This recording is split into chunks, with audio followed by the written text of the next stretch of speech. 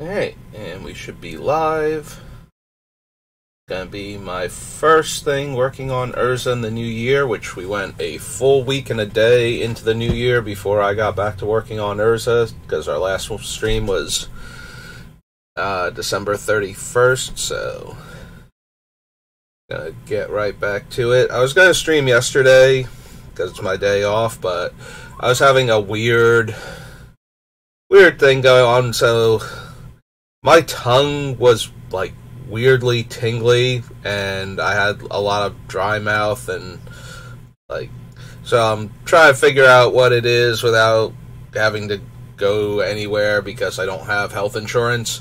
And you always gotta be careful when you look up your symptoms online because it will tell you literally everything that could be wrong, so it ranges from minor stuff that's probably not it, because it's not anything, like, it's like allergic reactions to food or drugs. It's like, well, it's been going on for like 3 days now, because I had it a little bit on Thursday and then like all day Friday and into most of Saturday, so it's just like, well, if this is an allergic reaction, I'm having a massive allergic reaction to something, and I didn't start any new medication. I don't do recreational drugs or anything, so it's not going to be a drug allergy reaction either. And then there's like the extreme things. It's like, well, you could have, could be having this weird thing that's basically a pseudo microstroke. So strokes are when you get blood clots and blood doesn't flow to a part of your body, and that kills the, like no blood or oxygen is getting to that part of the body, so it actually kills a lot of the cells in that area and can cause, like, very serious nerve, or if it's in your brain damage. A microstroke is when you almost get one of those and it can cause a little bit of damage, and these things are like, you missed the damage part, like the long-term damage part, like the blood was constricted rather than cut off. So it didn't get quite enough blood for like a few seconds, and then the blood started flowing again. So, you don't get the, like, permanent nerve damage or anything to the area, but it's still, like, a very serious thing because it's, like, the precursor to that. It's like, well, if I'm having that, then I should be having other issues from the other symptoms. And it's like, or I have an undiagnosed, I have undiagnosed diabetes, and it's gotten so out of hand all of a sudden that, my whole body is reacting very poorly to it. It's just like, if I have either of these without health insurance and without being able to go to the doctor to get them diagnosed, they're going to kill me before I do anything reasonable about them. So, let's just see what the other things are. And the other things sound more accurate. So, there were a few things. One of them, though, is anxiety, which I do have in abundance. I've actually had anxiety attacks before. I actually had an anxiety attack Friday, interestingly enough. Like, it just, God, they're so weird and so scary when they're happening. The first time I actually did go to the hospital, because I had no idea what was going on, and I worked myself up into a frenzy while having it, and basically all of my extremities were starting to go numb, and I couldn't slow down my heart rate, which is genuinely freaking terrifying. So they put me on something to, like, calm me down for a little bit. They gave me pills, but I don't want to.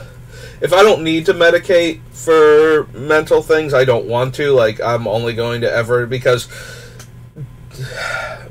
drugs for your mind are so hit or miss. Like, everybody reacts to them a little bit differently, and the same pill that can cause somebody to relax and calm down just enough to get through their day can make somebody else suicidally paranoid. And I already have anxiety and a bit of paranoia, so I don't need to suddenly have my brain go off the deep end because it's reacting to the chemicals in a drug I've never taken before.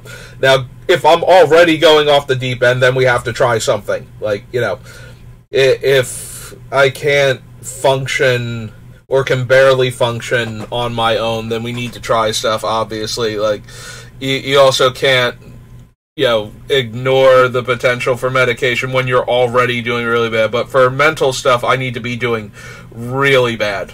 Like, knowing that I'm having an anxiety attack gives me some level of control. Like, I can't stop the attack itself. You can't just will that to stop.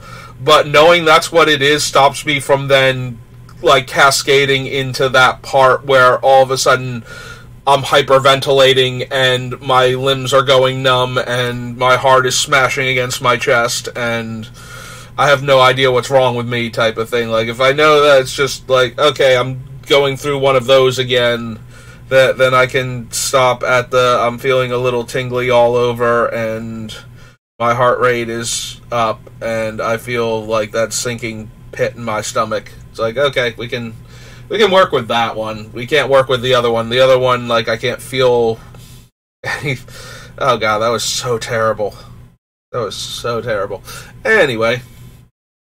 So, but yeah, so I start off with, like, the weird thing where my tongue just feels weird in my mouth. And it's got, like, a tingly sensation. It's like I just, like, gobbled up a whole plate of buffalo wings or something. And then didn't do anything else afterwards and just kind of let the sauce, like, you know, sink into my taste buds, and now my taste buds are all, like, weird because I just ate, like, a ton of spicy food real quick and then didn't do anything else. So that's what it felt like. But it kind of felt like that for over a day. Like, it started feeling weird on, like, Thursday night, and it just kind of persisted all the way through most of Saturday. It feels 99% normal now. Like, the tip of my tongue is a little weird, but, like, the sides are back to normal, and I'm not, like...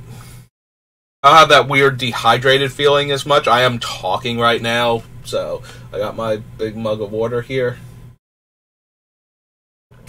But it feels like the normal level of I need some water, not I'm going to keep chugging water now because I feel weird, and some of it feels like dehydration and some of it doesn't. But yeah, like I said, I have anxiety, I have a little bit of paranoia, and you let those two stir for a while when I'm feeling weird and nobody else is around, and it's just like, okay, sure, let me go type my symptoms in and remember to not panic if it says I have, like, these horrible things that are killing me, because it's a web diagnosis, you know, based on my symptoms. If you can only tell, like, 3 or 4 of the symptoms, and they might not even be related to each other, so it's gotta, you know, it's gotta go, okay, well, you said you feel like this and this and this, so let's see what matches all of that. And, you know, you can have, like, I can have a headache normally anyway, so if I have a headache, that could be caused by, if I'm actually dehydrated, it could be caused by that. And if I'm, you know, if I have the headache and I'm feeling dehydrated because of that, like, it can be a cause or a symptom, basically. So it's got to take that into account. So yeah, so it looks at all of the symptoms that you give it, and it can't, like, do a scan or anything, obviously, to check and make sure. So it's got to throw every possibility at you. And so anyway, that's why I didn't stream yesterday, and I've been doing, like, the decathlon on Arena, but I want to get back into building Urza. Excuse me. Oops. Can close out. Yeah, I was double checking to see when the last time I streamed was.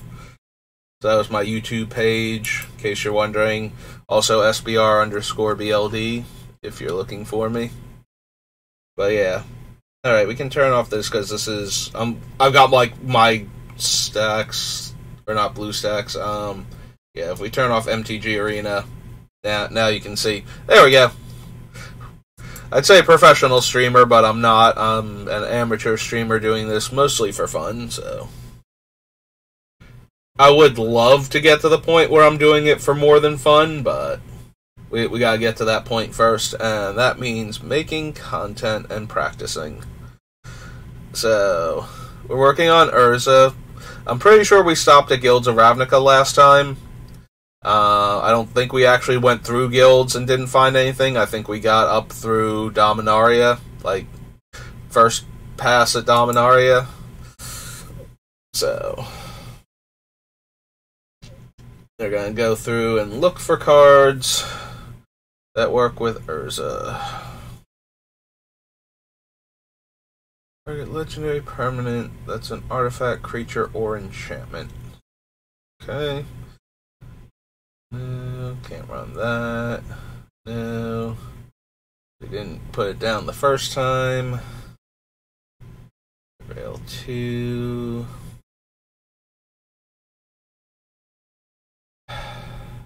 Urza's a 2/3, right? He makes most of the other things 3/3s, but he also buffs the artifact creatures, so they would probably, like, the original artifact creatures would probably die to this.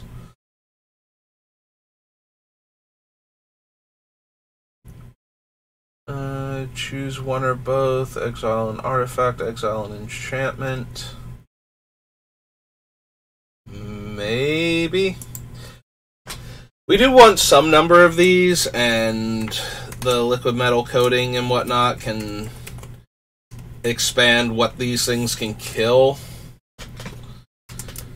This is 3 and a white and an instant.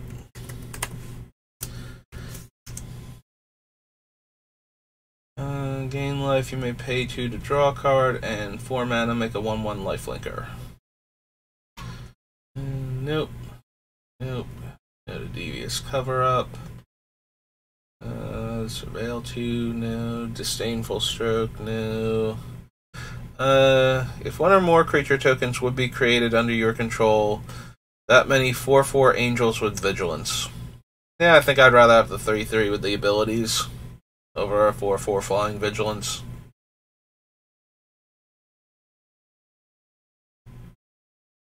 And no to the Dream Eater.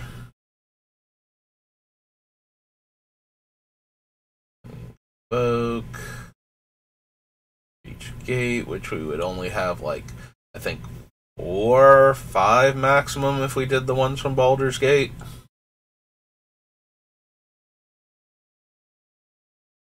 No.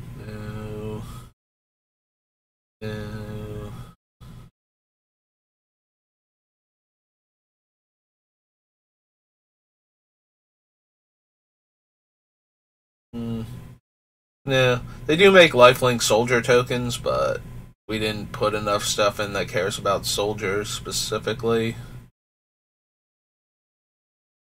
Like, we have a couple, but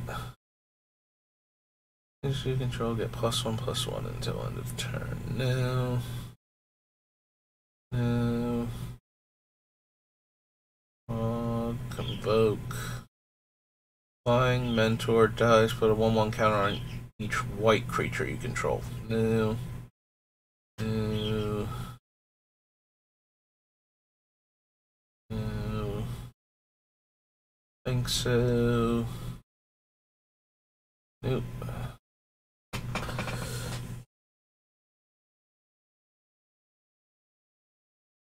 Probably not. I don't think we have enough stuff for that guy. Oh, Passwall Adept. Create a token that's a copy of target creature you control in Jumpstart. I don't think so.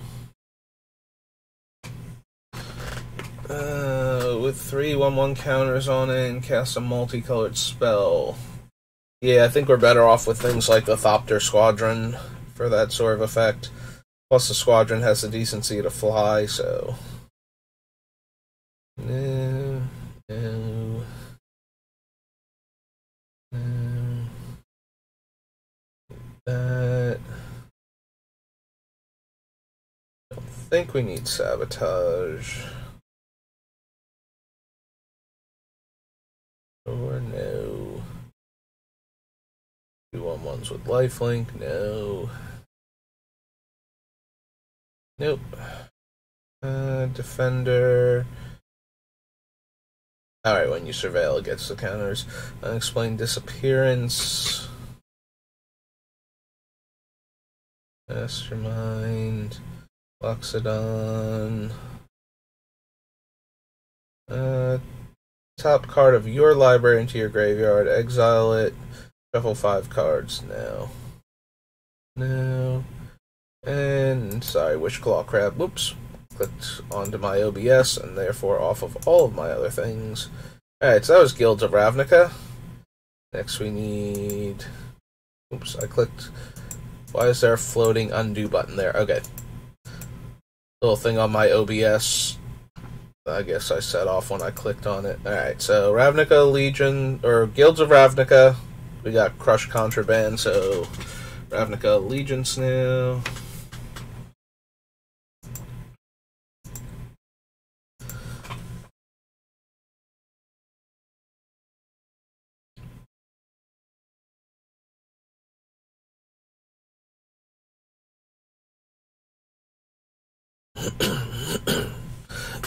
Excuse me. Absorb reprint, no. Angel of Grace. Did you control attacks alone? No. No. No.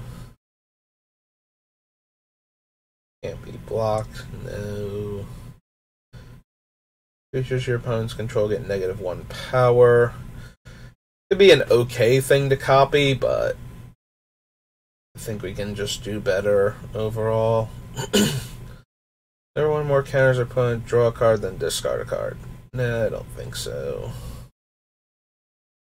No. No.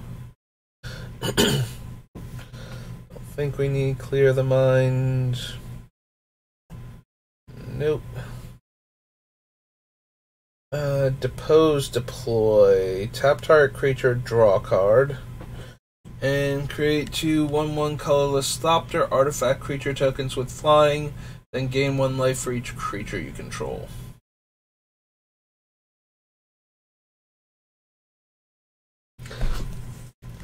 Neither mode is terrible, but neither mode is, like, particularly good.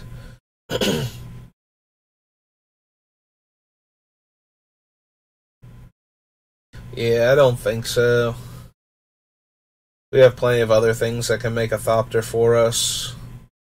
Deputy of Detention enters the battlefield, exile target non-land permanent opponent controls, and all other non-land permanents that player controls with the same name.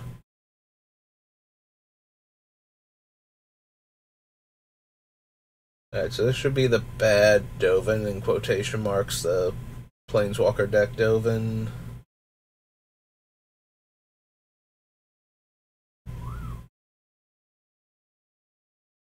This should be the good Dovin, relatively speaking. Whenever a creature you control deals combat damage to a player, you put a loyalty counter on him. Create a 1/1 colorless Thopter artifact creature token with flying and gain a life. Look at the top 10 cards of your library, put 3 of them into your hand, and the rest on the bottom of your library in a random order. Gain 2 life and draw a card. When you cast an instant spell during your main phase, return it to your hand. Nope. Tap target creature. Emergency powers. Each player shuffles their hand and graveyard into their library and draws 7 cards. Exile emergency powers. Cast it during your main phase. You may put a permanent card with converted mana cost 7 or less from your hand onto the battlefield. Nah, I don't think we need that. Destroy target artifact or enchantment and scry 1. Nah, we've got better things. And you can exchange control of it for a non-land permanent.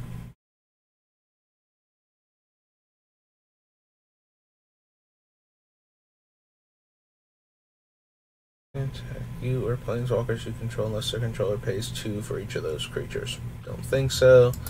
Go to Gate Colossus, Gate Sneak. Don't need Glass of the Guild Pact. Most of our things are either colorless or monocolored as far as the tokens we're making go, so. 1/1 white human creature. Assigns combat damage based on toughness. Attack us so they didn't have defender. And 4 mana, untap a creature. Nope, none of that. No. Put target card from your graveyard on the bottom of your library. Nope. Demands owner's control against first strike until end of turn.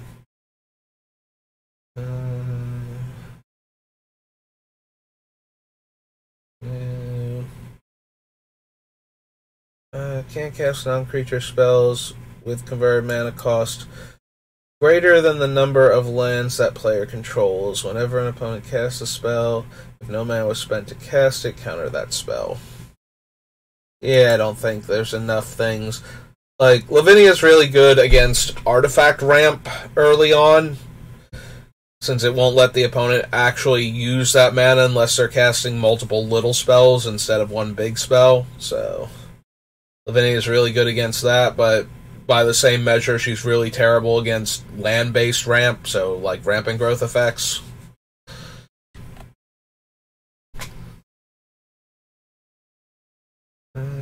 Mage's Binding, no.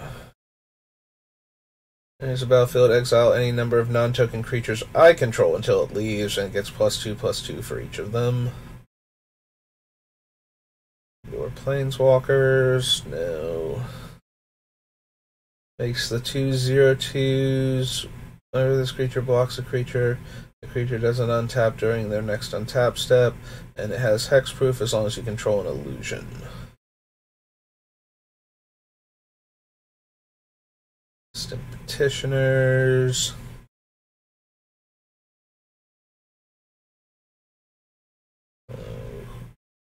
Precognitive Perception. Nope. No. Draw 4, discard 2. No to Terramander. No to Quench. +1/+3 until end of turn and untap them.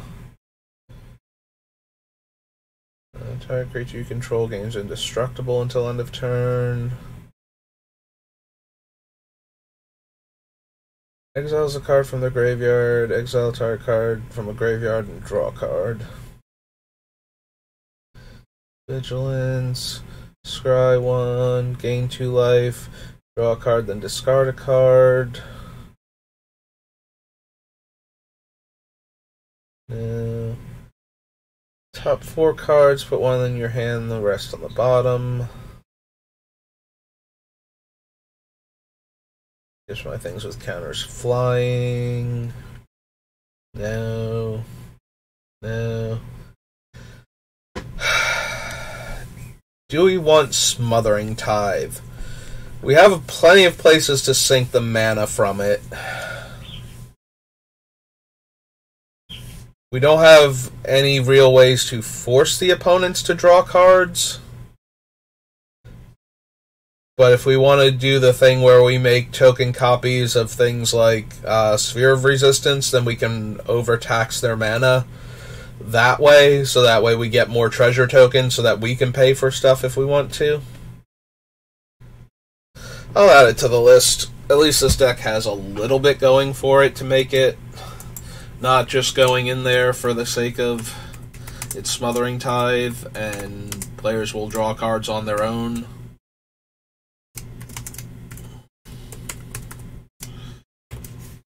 I mean, there's nothing wrong with the mentality, excuse me, because players will just draw lots of cards on their own in Commander a lot of the time.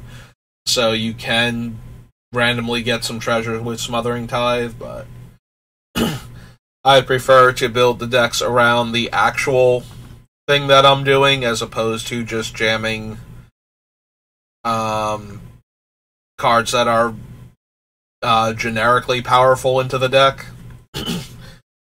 Now, granted, I will put some generically powerful cards into the deck just because, you know, I have the room and I like to win games of Magic, so sometimes you need cards like that, but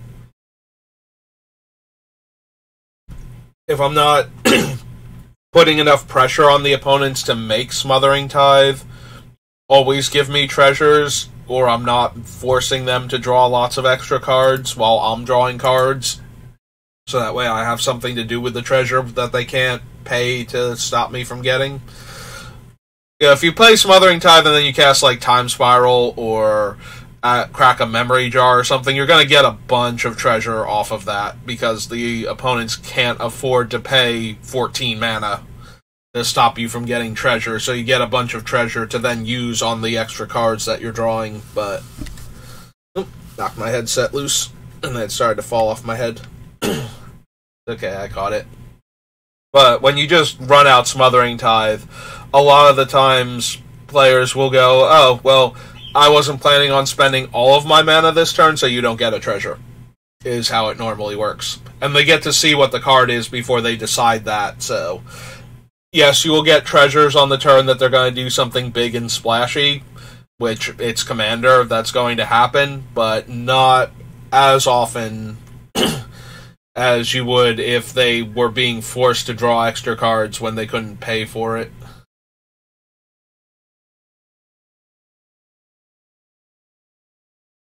Can't run that guy. No.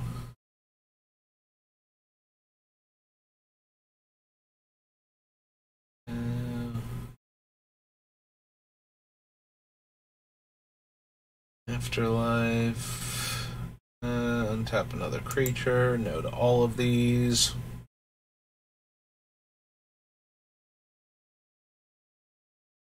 During my turn, spells opponents cast cost 1 more to cast, and abilities opponents activate cost 1 more to activate unless they're mana abilities. Afterlife 1. I think if we are going to tax them, we're going to tax them with artifacts that we can then copy. Like, Tithe Taker is fine, but I'm not sure I want to go through the effort to turn him into an artifact and copy him just to make stuff more expensive on our turn for other players.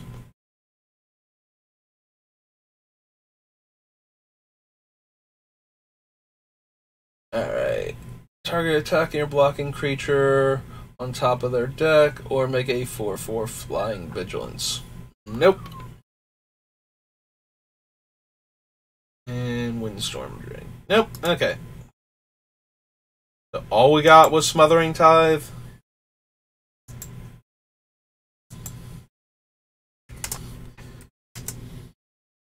Yeah, I'm gonna be honest. A lot of times, I don't build my decks to be the most competitive. Every once in a while I do. But a lot of times I just want to have some fun games of Commander, so I build like a medium power level, roughly. Like, you know, I don't go like 10 out of 10 or 9 out of 10. Usually I go for like somewhere between like a 7 and a 5-ish, which is arbitrary in my head too. Like, I don't know exactly where any of the power levels of these decks rank, but I never go like super cutthroat on them. Even when I'm trying to build them more towards that, they still tend to top out around like an 8 maybe on a 10 scale, but that's only because I feel like if you always try and build 10s, you're going to have a lot of the same cards in there because they're just absurdly powerful and they go in the deck anyway. And I always feel like Smothering Tithe is one of those cards that people just jam into decks because other players will want to draw cards, and therefore you can get treasure off of it without any real plan beyond that. You know, it's like, I'm going to put this in my deck, and it's going to make treasure, and step 3, profit. And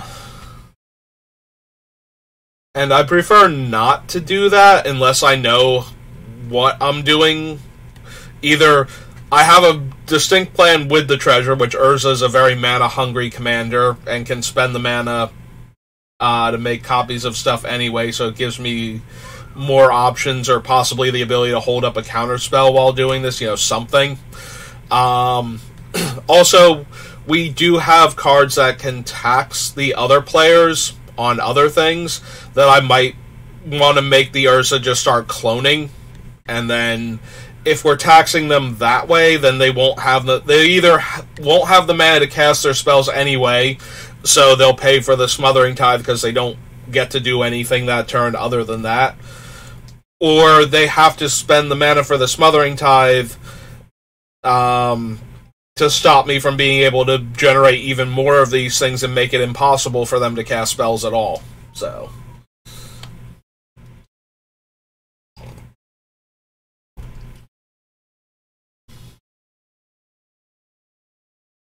hey, can't be blocked. Top cards, and yeah, that one. It's a zombie token. No. Owns control, mind gain lifelink. 4 cards in the graveyard, return up to 2 instant or sorcery cards. 5 life. No.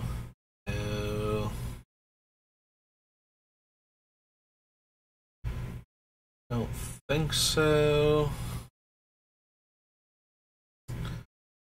Don't think we need any proliferate.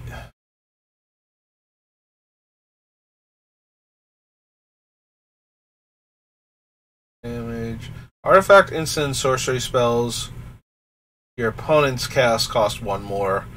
Prevent all damage. No. Target non-creature spell. Like, Veto's okay. I could see running it just because sometimes you need to counter certain things. I guess we can add it to the list. And the ability for the Veto not to be countered.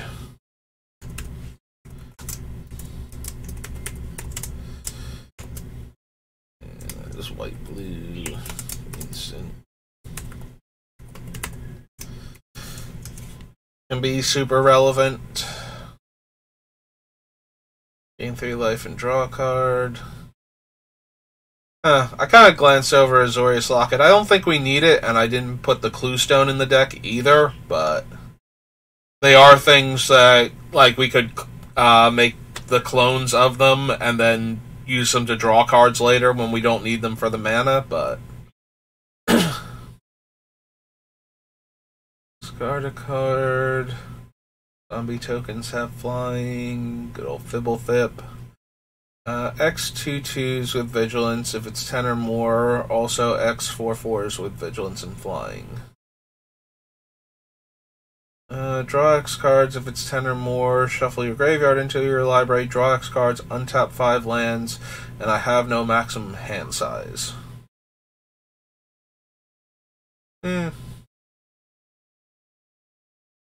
Might be down for Firemind's Vessel. Firemind Vessel.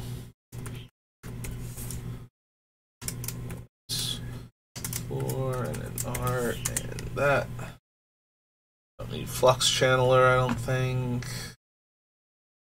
Gateway Plaza. Yeah, we need Gideon. I think exile target non-land permanent. Yeah, we don't really need Gideon.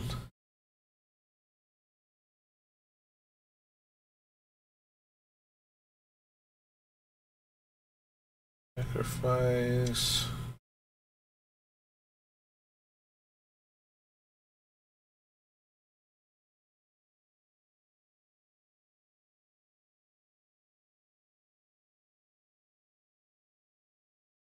Nope. Reveal the first card I draw each turn.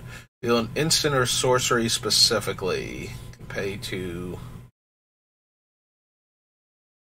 Or can reveal it and copy it and make it. It costs 2 less, not you can pay 2, but yeah, you can make a copy of it and cast it. Cast a creature spell, make a zombie. Yeah, I don't think we need either of those. Godpharaoh's statue is legendary, so we couldn't make clone copies of it if we wanted to. Don't need the apparition. Don't think we need the snow globe. Player Planeswalker proliferate? No. Planar Beacon, Iron Bully. Yeah, I don't think we need Wielder of Mysteries.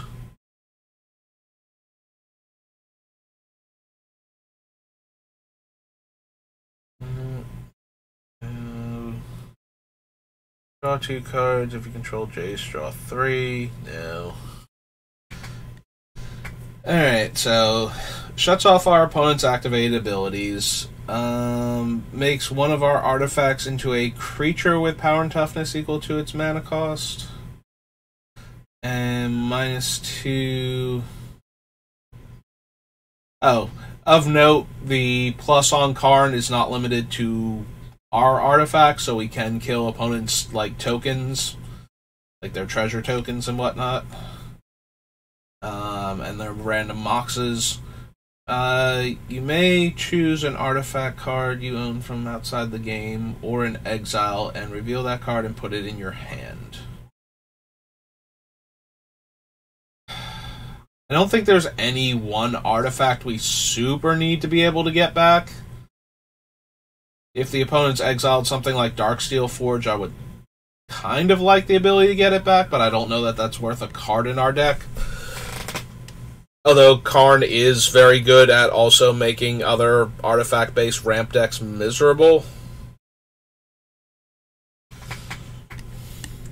I suppose we could add him to the list and then decide on the Great Creator. He's 4. There we go. Well, that's what you need to. Alright, Kasmina. 2 more. Makes a 2/2 wizard and lets me draw and discard.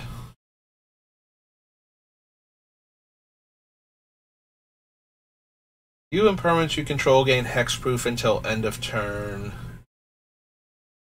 And a mass. Lazotep Plating is one of those types of cards that I kind of like.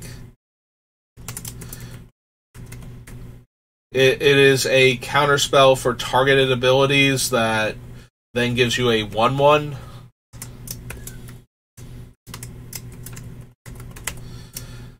I don't know if we're going to bother running it over other counterspells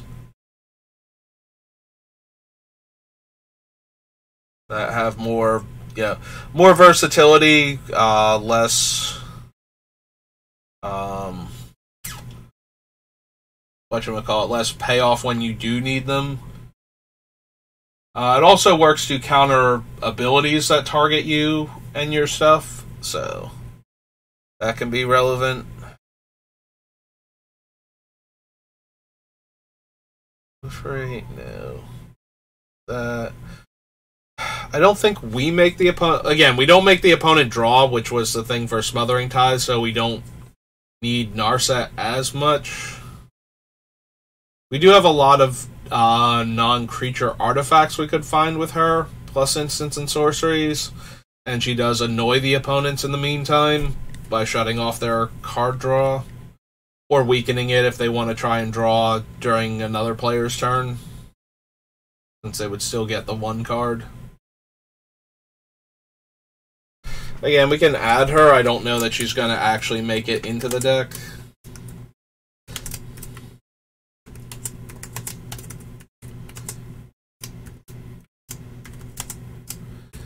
Starts at 5.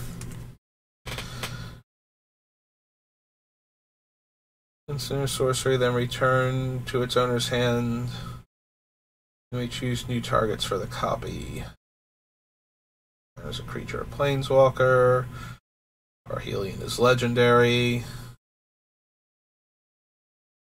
I mean, I would not mind making a copy of Parhelion and then just having a 3/3 flying first strike vigilance that makes 2 4/4 angels when it attacks. But either we have to cheat it into play, at which point we can probably just crew it, or we spent all of that mana and then we're going to spend 6 more mana to make a 3/3 so we don't have to crew it anymore. Seems Seems like way too many hoops to jump through for not that much benefit at that point. That one. That. No. No.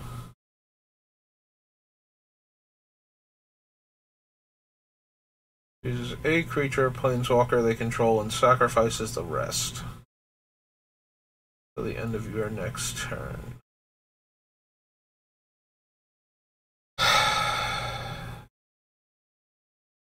So Spark Double is how we get a non-legendary version of our legends and or like our legendary creatures and or planeswalkers, and then we can turn that into the artifact and start copying it.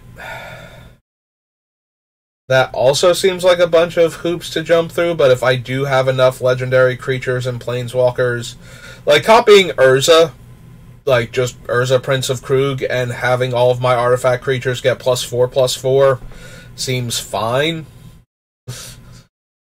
And then being able to do other shenanigans later by turning the Spark Double into an artifact.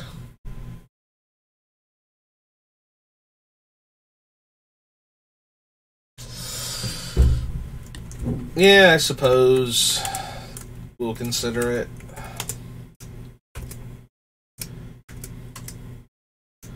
It's an illusion, not a shapeshifter. So used to these things being shapeshifters, but because it's Jace making them, they're illusions instead.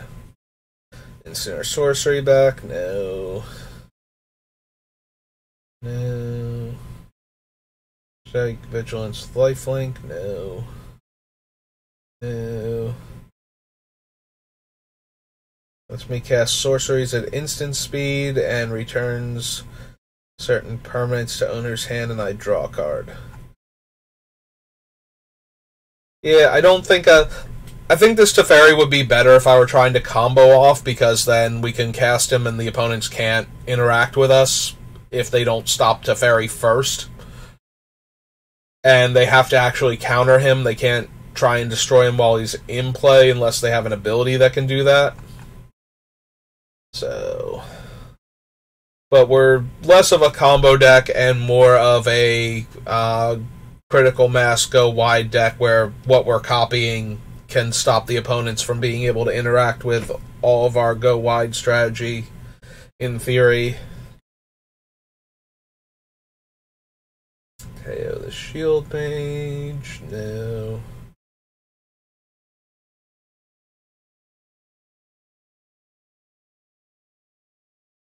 Wanderer is good if we're afraid of things like Blasphemous Act. Then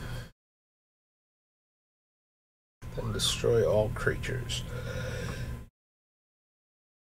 Lands on the battlefield and land cards in the graveyard can't be the target of spells or abilities your opponents control. Opponents can't play lands from graveyards. Those is very particular strategies, not necessarily anything I'm worried about.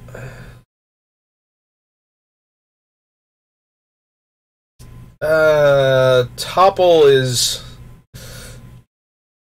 Like, we already have Dismantling Blow.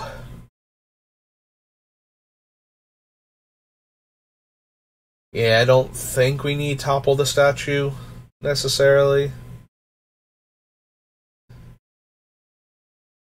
I'm thinking about it because it's one of those, we can turn the thing into an artifact so we get to kill their permanent and draw a card. And that's okay.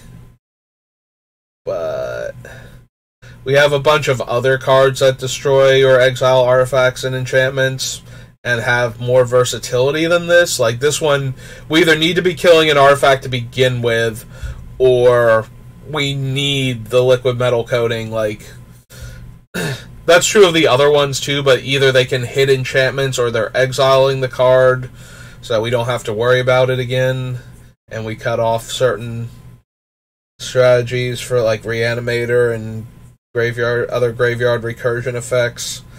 Whereas this one, and we have some other ones. Yeah, I think we have enough other ones, and I'm not going to be able to run all of them anyway, that I would wind up cutting Topple the Statue even if I put it on the list. Like, I'm probably cutting some of the other ones I have already, because we don't need all of them. So, Ugin makes my colorless spells cheaper, which most of my artifacts are. And then he can make 2/2s for me, or destroy permanents that have at least one color. Alright. The downside to Ugin is that I do have Mycosynth Lattice, and I'm almost definitely running Mycosynth Lattice in this deck. So that might actually be to Ugin's detriment here, since it makes all permanents colorless, and therefore I wouldn't be able to destroy anything with Ugin from that point. It does make all of my stuff cheaper, though, by doing that, so maybe that's worth the trade-off, even if I wind up with both of them.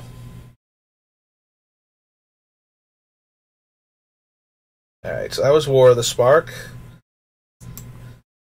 On to Throne of Eldraine, which has a bunch of powerful artifacts, but I don't think the ones in my color combination are particularly good for my strategy. So let's see if any of the... Like, I don't think Circle of Loyalty or the Magic Mirror are going to be good enough for the deck, so let's see if we can find anything else. That's okay, you can search for it. There we go. I was going to say, I will let you.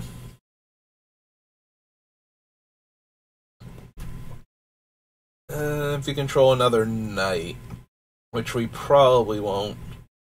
Equipment or legendary artifact. +1/+1 for each artifact and or enchantment you control. Probably don't need that. Like, it's fun and it's silly, and having Urza be a 50-50 or 50-51 is amusing, but... target non-creature artifact becomes a 0/0 with 4 counters on it. No. Arcane Signet. I mean, we're running Arcane Signet, but... Right, we gotta go down here. I hate that they use the same expansion symbol and they group them together. So... Scroll down here to Commander / Brawl. There we go. Arcane Signet.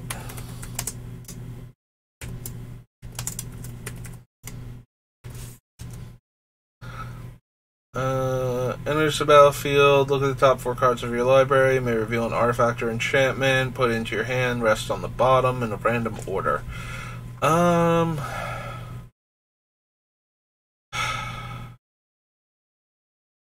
don't know that we need a Glintnest Crane that's 4 mana but is itself an artifact creature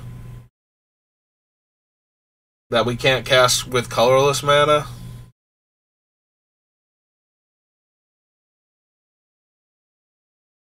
Like, it's okay, but ultimately I don't think so. Don't care about the Adamant Knights. No. From your hand, copy it if you control an artifact, then copy if you control an enchantment. You may choose new targets. Turn target non-land permanent to owner's hand and make a 2/2 knight with vigilance. Nope. Food, no. Bounce on non-land permanent opponent controls, and 3/1 flash flying can't block non-flyers. Don't need that. Don't need Ardenvale, I don't think. We can run Vantress, though. Like, scrying 2 is always useful if we don't have anything else to do with the mana. And it's kind of a low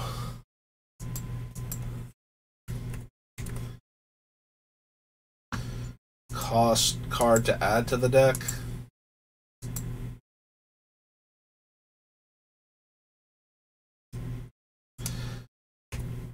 Although, we might not have enough basic lands, now that I think about it. That was one of the things about the deck, is that we have, like, all of the Urzatron lands, and Mishra's Workshop, and a whole bunch of other non-basics, so Castle Vantress will be entering tapped a lot of the time.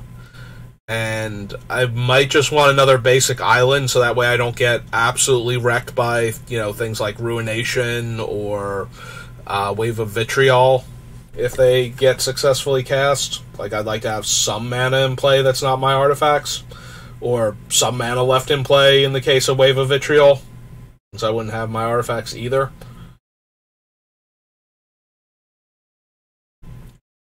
Life or blink a thing? No. We need that. That only works when cast. Tap an artifact or creature. I think so. Turn X, target artifact and or non-aura enchantment cards, each with convert mana cost X or less, from your graveyard to the battlefield. If X is 6 or more, those permanents are 4/4 creatures in addition to their other types. I mean, I like Replenish. Alright.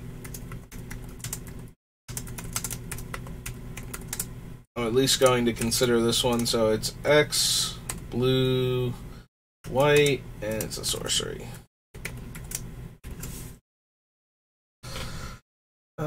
Each player can't cast more than one non-creature spell each turn.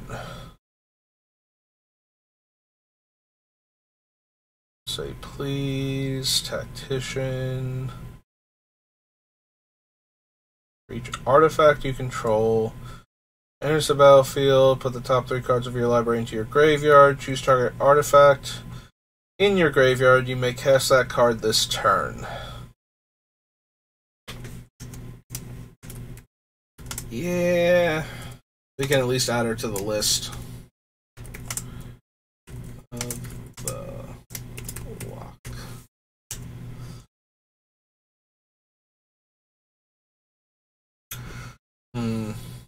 So Enchanted Carriage is mildly interesting. We make copies of it. We make a 3/3 and 2 1/1s.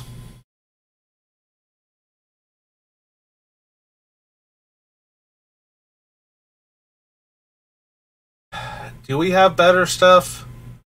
Like, we do have some better stuff. Like, we can do things like the Doctor Squadron and whatnot, but that one requires a little bit of mana in order to make the other 1/1s. But the other creatures would be 3/3s at that point, because they're artifacts, whereas the mice aren't. I think that might be the biggest thing against doing this. Like, if it made randomly, like, 1/1 artifact creatures, if they were like Clockwork Mice or something, then we would definitely have something here. But I don't think I like the idea, but I think we have slightly better cards already that do a similar thing, and I don't think we would have room for it by the end of this. Don't think we're going to bother with Fable Passage. Yeah, the Fae doesn't do much for Commander. Takes a 1/1 and draw a card. No. No. Nope.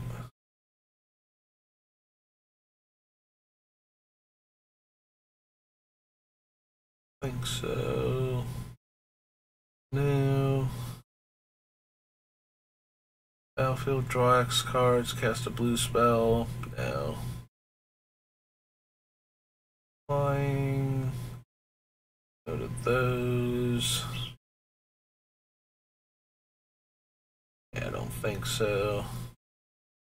Exile target creature an opponent controls with mana cost 3 or less.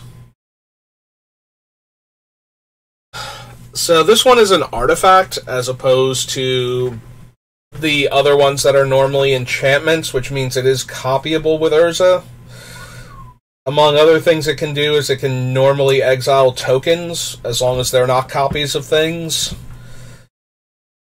So if we can get Urza's activation cost down, we can kill token decks by stopping their token, like, actually kill a token as fast as they can make it, potentially, by making glass caskets, and then we don't have to worry about them dying and getting their stuff back. They can also eat, like, cheap utility creatures, but that seems like a much more narrow thing. I'm wondering, though, if at that point, Portable Hole is also an artifact, not an enchantment, and would do a similar thing, but has a little more versatility by being able to take non-creature permanents, I believe. I think it's just non-lands with converted mana cost 2 or less. Yeah, I think if we want to do that, I think we want the Portable Hole. It was interesting, though, to consider it because this one is an artifact instead of an enchantment. I don't think we need the golden egg. Yeah. Non-Archon creatures have base power and toughness 3/3 and makes 2 1/1s.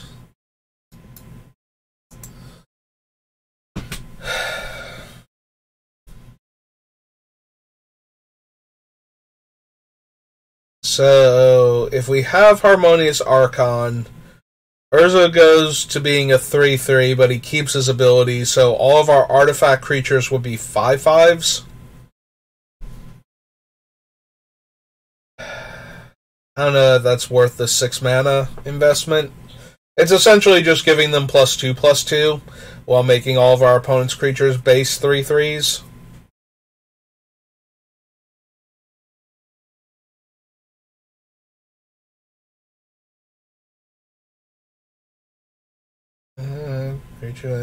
Yeah, we don't want that.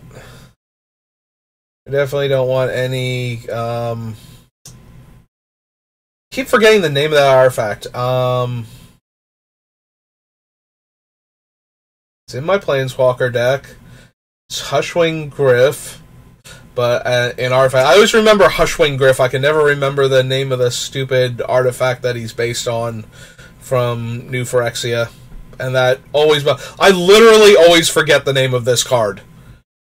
Torpor Orb.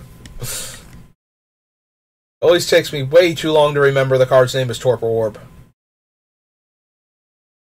I don't think we need the Hypnotic Sprite.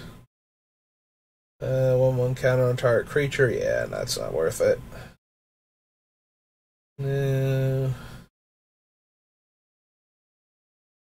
Nope, can't run Kenny.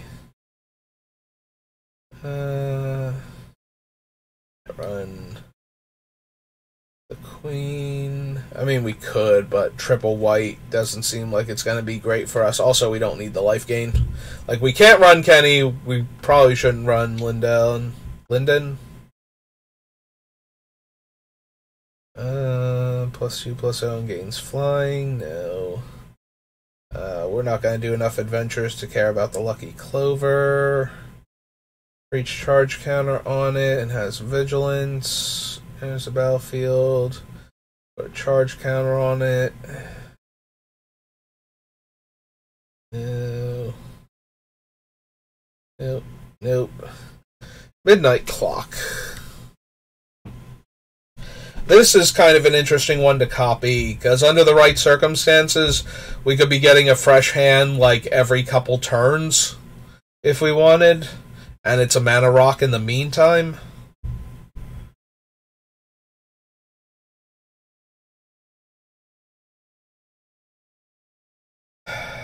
Maybe I'm down for the Midnight Clock. I'll consider it at least. Blue, and it's an art. Now, do I want Mirror Maid? Which can be a copy of an artifact or enchantment on the battlefield. I think I already have copy artifact, and I would definitely run Mirror Maid over the copy artifact on the off chance that there's an enchantment I need to copy.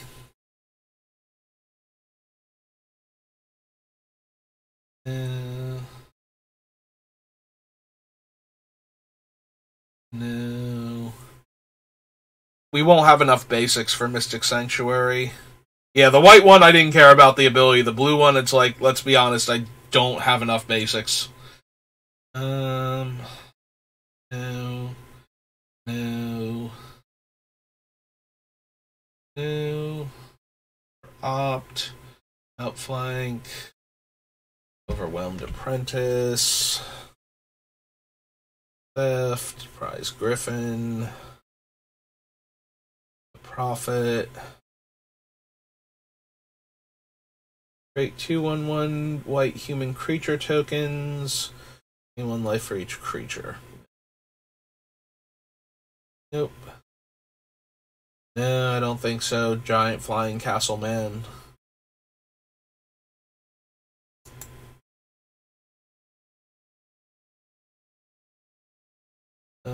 Copies of Shamble Suit won't have the star power. So they'll just be 1/1s buffed to 3/3s.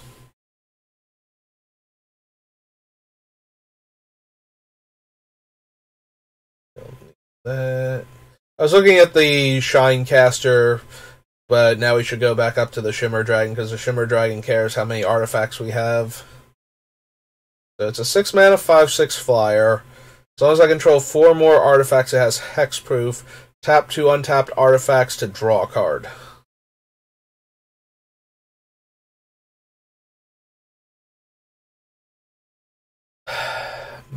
Maybe?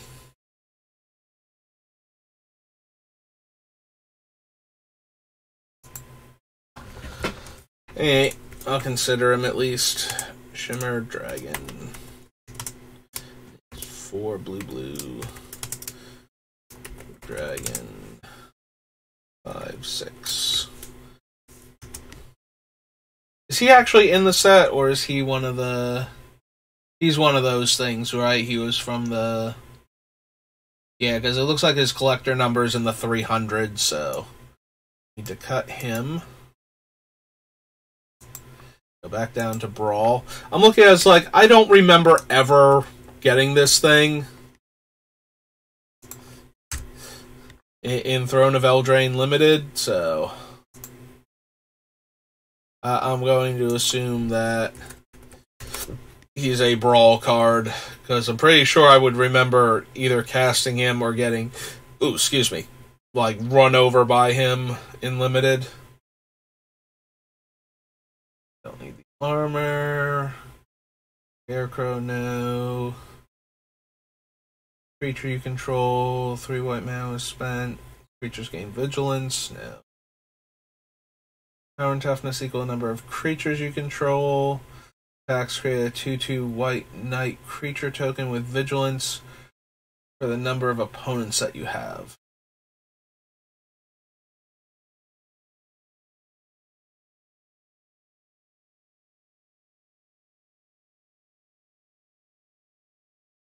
So stop to look at Sorcerer's Broom for a second, because what it does is... if we do the sacrifice the artifacts for Croc Clan Ironworks and whatnot, but we can't ever reduce it because it's a triggered ability, not an activated ability to make the brooms. So, if it were an activated ability and we could spend 1 to make a broom in addition to everything else, then I might have been interested in that. Although, once we get to the point where Urza costs 1 to activate, and we're getting 2 mana from Croc Clan Ironworks, I don't think we need that anymore. I don't think we need Stolen by the Fae, but I am considering the Stone Coil Serpent. So, copies of it will be 3/3s, because they'll be base 1/1s, and then get the buff from Urza. And then they're Reach, Trample, and Protection from Multicolored. There's a fair number of keywords to get on my token on top of being something I could stick infinite mana into, although I would need Boots or Greaves to actually kill a player with it.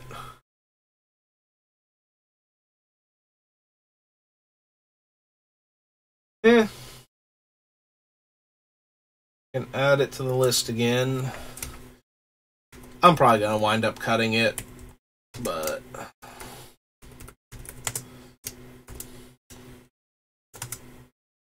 it's a snake, and it's a 0/0.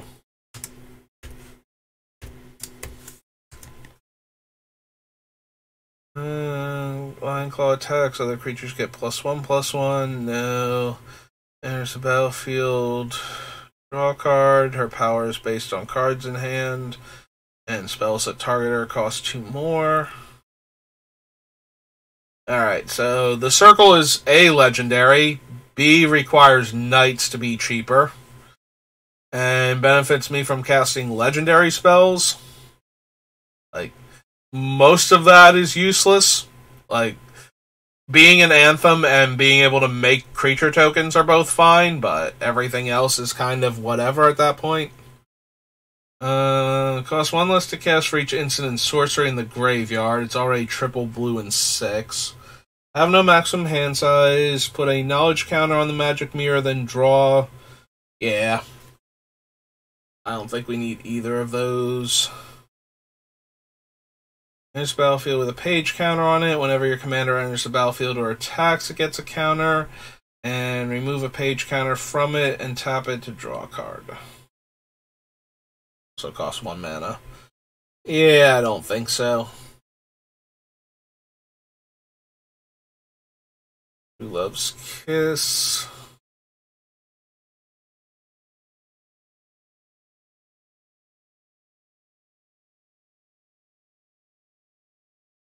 Yeah, again, I think we have too many of those effects to begin with.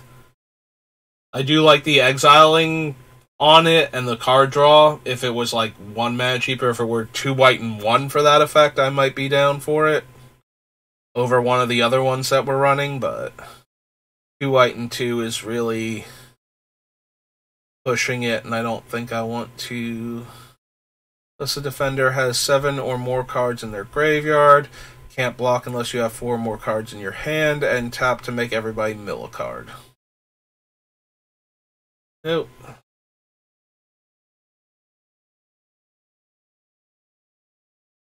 Alright, Weapons Rack is mildly amusing because they become 6/6s that can tap to remove their counters to buff other things, but yeah, I don't think I would ever actually care that they could move the counters off, and I would rather have other things that have the counters on them that I could remove for effects, so.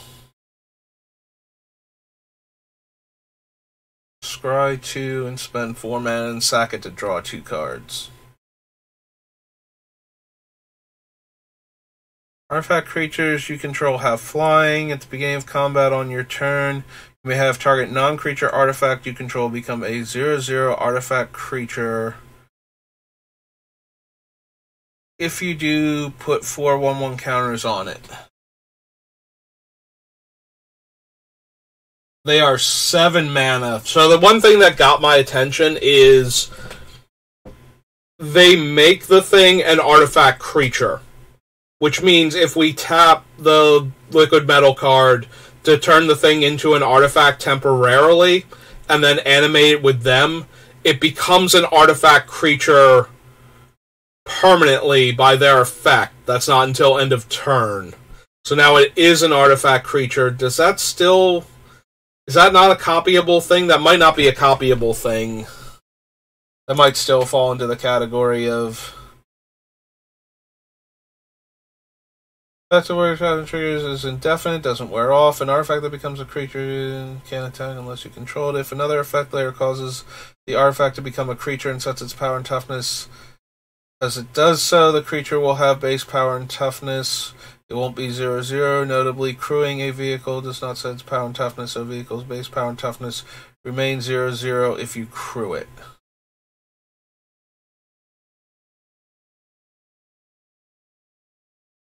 Nothing about being able to copy. I don't think it's a copyable effect, but I'm not 100% sure.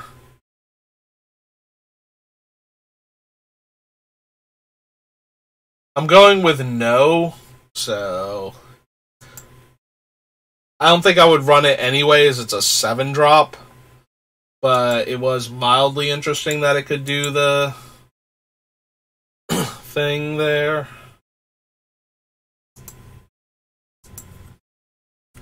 Or it would be mildly interesting if I knew it could do the thing there, where it could make it an artifact permanently, and then when I copy it...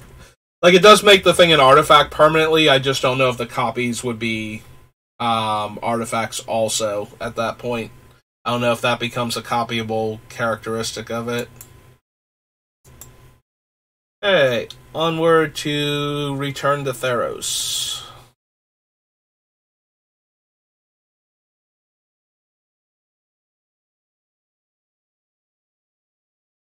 No to Alarius. I think we need Alice. I don't think we need Altar the Pantheon. Graveyard to the Battlefield. Like, we have a few enchantments that I would run, but most of them I'm not going to bother, so... Jox Erasure, Banishing Light, Brine Giant...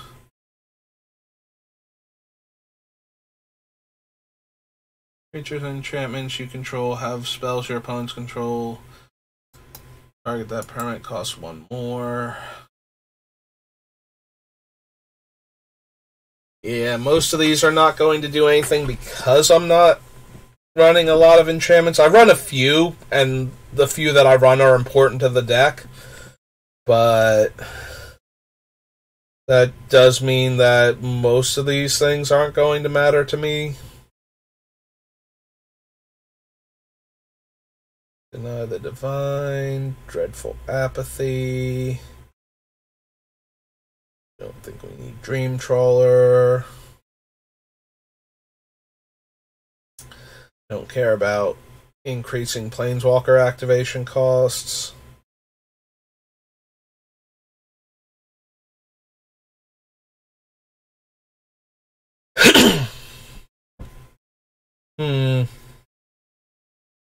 So I was not really thinking about sagas during Dominaria. Right? Yeah, we did Dominaria already, and I was not thinking sagas, like turning sagas into enchantment, or into enchantments, into artifacts before. But when we get to one of the more powerful ones to make copies of, like Elspeth Conquers Death...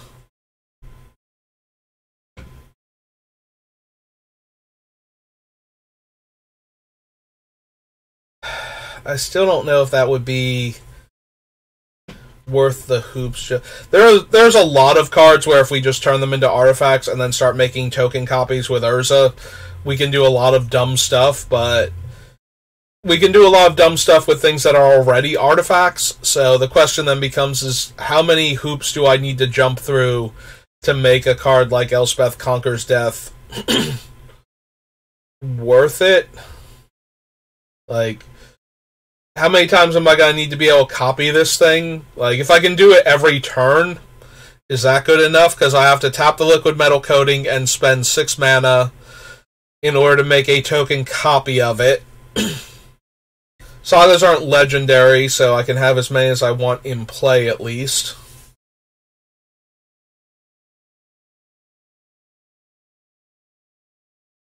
Like, we can only get back creatures or planeswalkers with the final ability. But we do have a fair number of planeswalkers on the list, and we have a bunch of artifact creatures to get back. And the occasional non-artifact creature.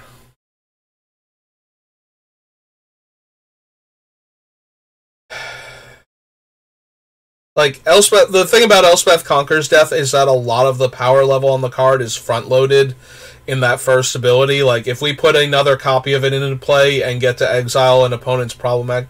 But then we have Spine of Ishsa, which destroys the permanent anyway, and then we can just activate Urza. So that's where it really becomes the, do I want to jump through these hoops to be able to make more copies of Elspeth Conquers Death, as opposed to just casting Spine of Ishsa and destroying a permanent and then making copies of Spine for the rest of the game. And I'm going to say that I don't need Elspeth Conquers Death at that point. Like this Spine of Ishsa and similar artifact cards are good enough.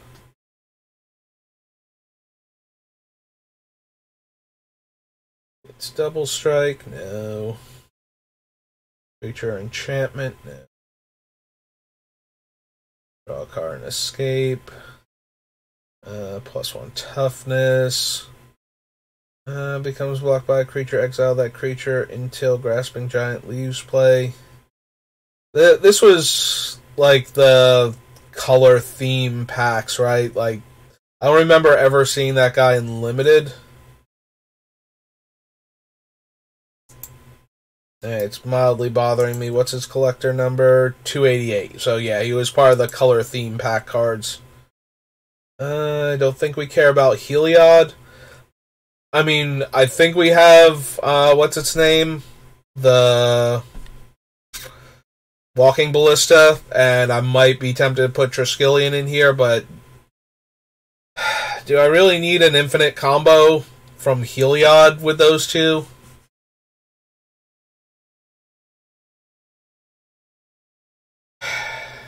Because they'd be able to remove the counters, deal a damage. If they had lifelink, they would get a counter on them. Rinse and repeat ad nauseum until everybody's dead. Do I want to bother with that? Like, Urza already feels pretty dumb, so the question is, do I want him to be as dumb as he can be and just have an incredibly broken deck, or do I want him to be reasonable power level and doing fun stuff, but, you know, and occasionally just getting broken because I assembled like 5 cards instead of 2. Because Heliod and either of the pingers is just the end of the game. If I can, you know, if I spend 6 mana to cast one of them, and then next turn I cast Heliod and activate him in the same turn and nobody has a response, I just win the game.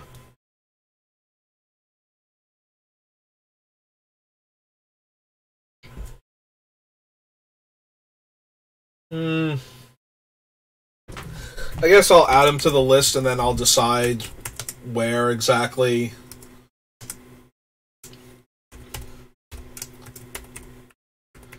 Like, I don't mind having infinite combos in my decks, as a general rule.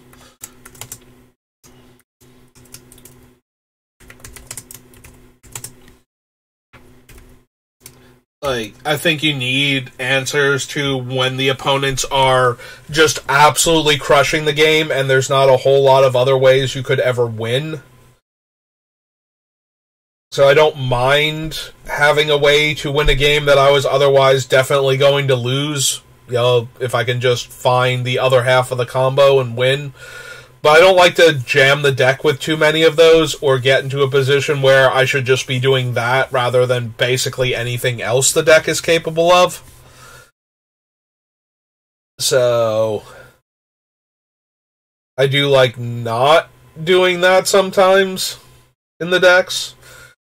I know, it's kind of weird. Like, I want to win, and I don't think there's anything wrong with winning with cards like that. It's just, I don't want it to be the focal point of the deck all of the time. I have done a deck that is just 2-card infinite combos. 2 and 3 card infinite combos. I built an Oros deck, and had a ton of tutors in it, and it was Oros just because I needed the Mardu colors, and there was not a good Mardu commander at the time that did anything for the deck. Like, I think now there's like a Mardu Enchantment Matters guy where you can sack an enchantment to get back an enchantment, and that would be really good for the deck because a lot of the infinite combos are enchantment based. But just with that, it's like the game gets so boring. Like, it's like, did I assemble one of my infinite combos? If yes, then I won. If no, then I lost. And that's not really even fun for me after a couple of games. So having a deck where it has a bunch of infinite combos in it, and they're not that hard to assemble. They're literally like 2 cards in the deck. Makes me kind of on the deck. Like, I've done a lot of decks where I've had like Triskelion and Mikaeus the Unhallowed in the deck. Just as a pressure release valve in case I am losing by so much that nothing short of an infinite combo going off would win me the game, and there's still the chance to interact with all of that. While Mikaeus is on the stack, killing the Triskelion does actually stop me from winning, so. But yeah, I want to do things like that so that I can win games that I wasn't going to win, but I don't want to do things like that where it becomes the best or only thing I should really be doing with the deck.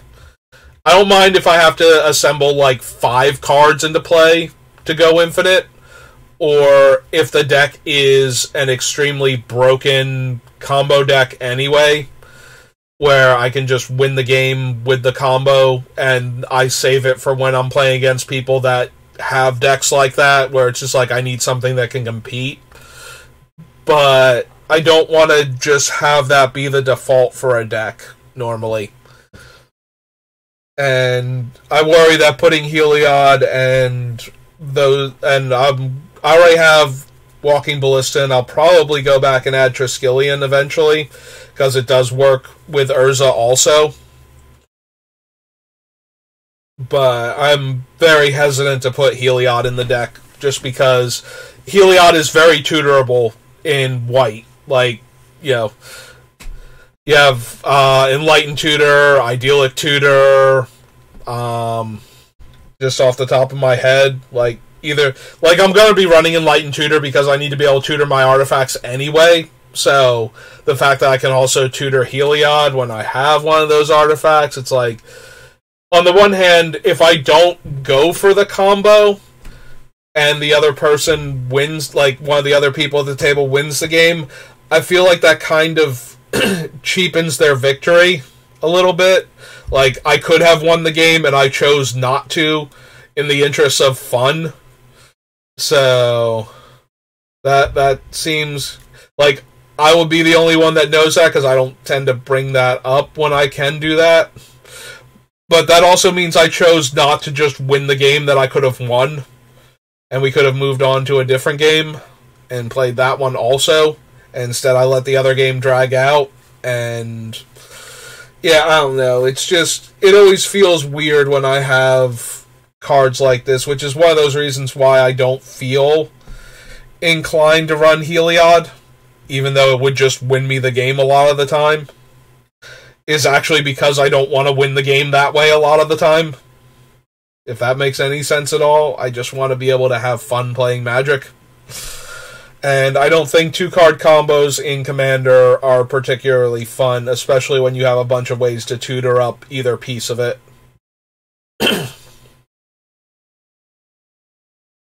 Yeah, I don't mind, like, 3, 4, and 5 cards. Like, the more cards it takes for you to go infinite, and the harder it is to get all of those pieces rolling, and the more interactive it is in the meantime, especially once you know what the combo looks like, the less I feel like that's a thing. But when it's only 2 cards, it's kind of like, yeah, no, that's not fun to play with or against after a while, especially if it happens consistently.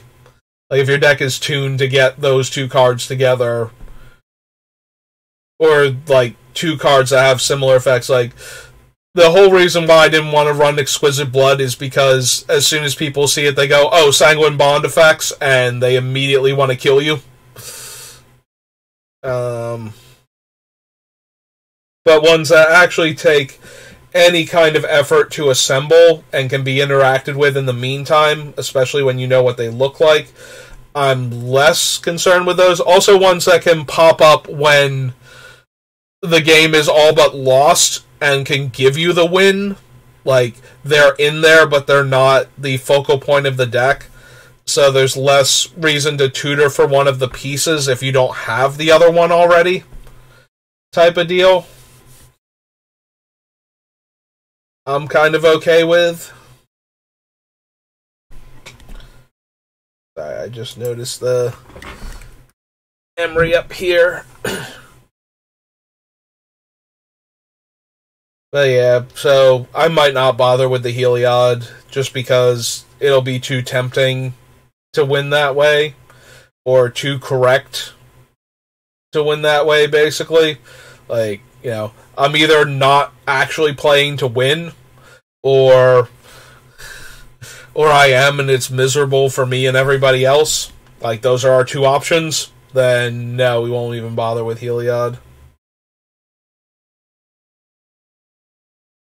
Like, I guess as long as most of the time I'm going to tutor for basically anything else with Enlightened Tutor, like just get my cool artifact and keep going because I don't have one or the other pieces, or there's like an immediate answer to one of them anyway, so I might as well go get like Darksteel Forge or whatever,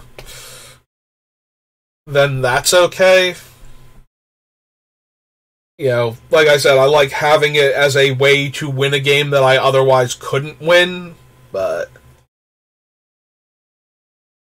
I don't like having it as the way I should win most of the time.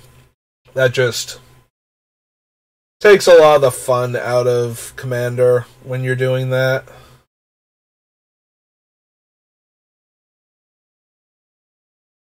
Nyx Lotus is legendary. I really don't notice the legendary border sometimes, so I have to actually check down here, but yeah, as soon as I saw it, it's like, oh yeah, no, it's legendary. Because that would be fun to make copies of.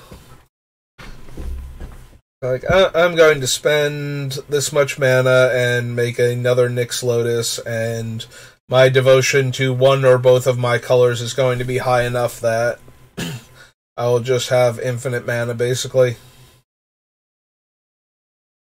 Need that, don't need that. Don't need the omens, I don't think.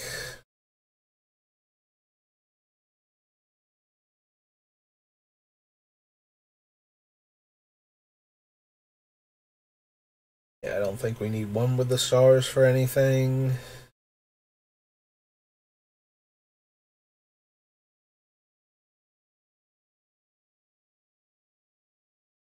Nope. I don't know why I've read the entire constellation. My brain skipped over the word constellation, but then kept reading to find out that it was a constellation trigger. It's like, yeah, there's an ability word here. Let's skip to the part of the text that's relevant, but it made me wind up reading all of the text. I don't know why I do that sometimes, because it's not helpful at all. Like, I would have been better off not doing that. Mills 3 cards, yeah. 3 target creatures and or enchantments to owner's hand, no. Go to the eyes. Yeah, I don't have enough of any of those. Care about Shadow Spear. Destroy all creatures. Ugh, excuse me. Shimmerwing Chimera, Shoal Kraken, Sleep of the Dead. Exile target card from a graveyard. Player. 1 tap, sack it to draw a card.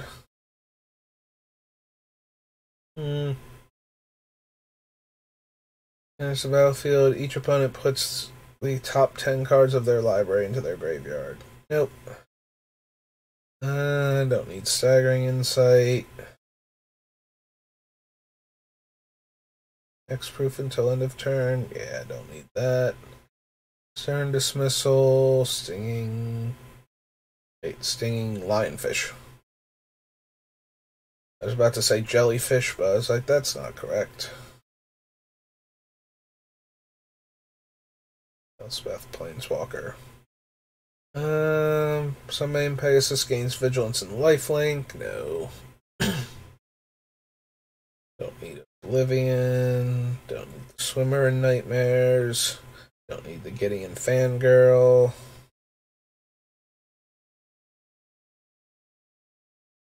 Don't think I need Thassa. Is she begin your step exile up to one other target creature? So she's creature specifically, so I can't blink fun enchantment or fun artifacts rather for there comes in plays. Too many enchantment cards matter in Theros.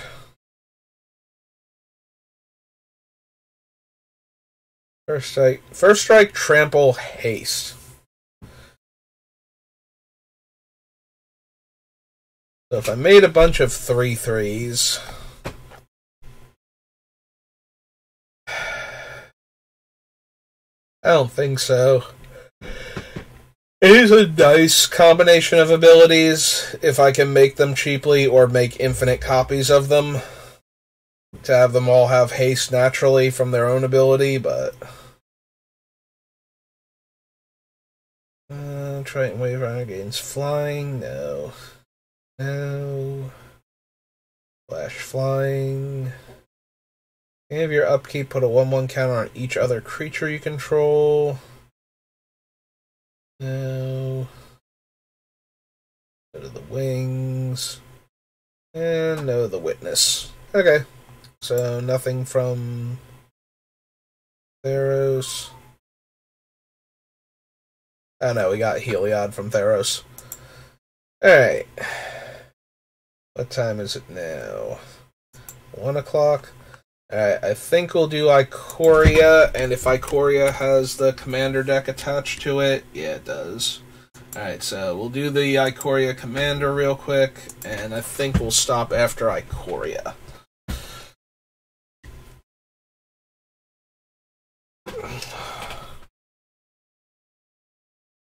No abandoned sarcophagus. I still haven't found a good deck for you.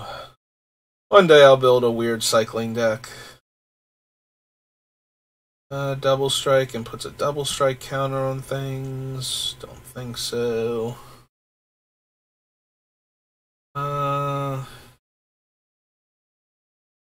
Ornament draws a card.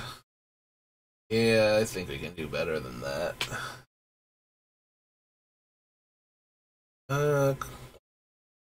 For each target beyond the first. I do apologize if you heard me burp there. Choose any number of target opponents, create X, 1/1 white human soldier creature tokens, where X is the number of creatures those opponents control. Don't really need that. Deals combat damage to a player, controls more lands than you, return it to owner's hand, search my library for a plains card, put it onto the battlefield tapped, and shuffle. It is a plains card, not a basic plains, so I could get, like, Tundra, Hallowed Fountain, Irrigated River, I think, and whatever the Battle for Zendikar one is called. Prairie Stream? That could be it, or that could be one that comes into play tapped multi-lands. I forget now. But yeah, we could fetch any of the basic land type, subtype cards with that. That being said, I don't think we need it, because we do have to cast it, then it has to hit, then they have to have more lands than us. It's a whole bunch of hoops to jump through. Like, we need to be able to hit the player that's ramping with lands. Counters on it. Remove a 1/1 counter from it. Add 2 colorless. Spend this mana only to activate abilities.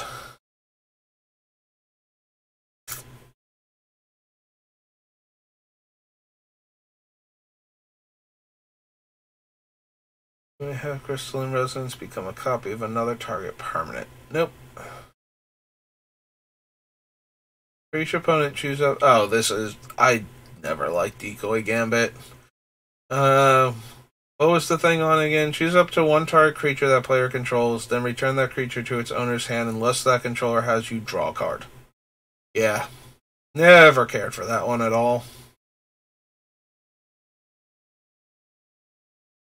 Either I need to bounce your stuff or I need to draw cards, and I'm in, blue, so I can do whichever one of those I actually want to do.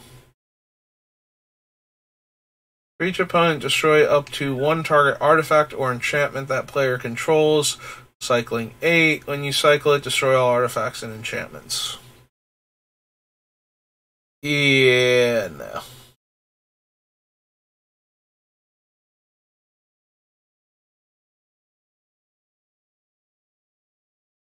Enters the battlefield. If you cast it, target opponent takes an extra turn after this one. Till your next turn, you and planeswalkers you control gain protection from that player.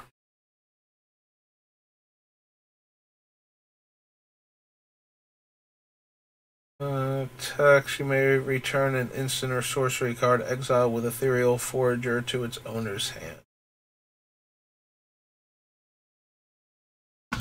If you control your commander, you may cast a spell without paying its mana cost and counter target non-creature spell. And creatures you control gain indestructible. Yeah, we probably want both of them. I still kick myself for not getting more copies of these decks just for these cards.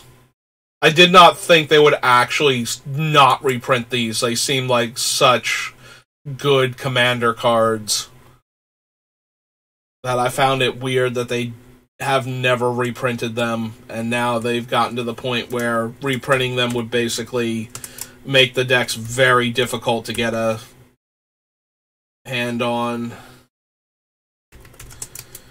So, yeah, I think Wizards' reprint policy really failed with these cards.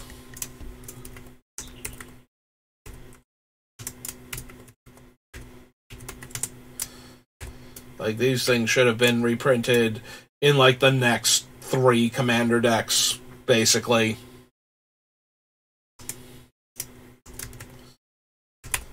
To stop their prices from being what they are. Because I haven't priced them in a while, but I'm pretty sure Fierce Guardianship is like $70-ish, and Flawless Maneuver is like $50, $60, somewhere in that range. Or at least that's where they were at. They're probably more by now, but yeah.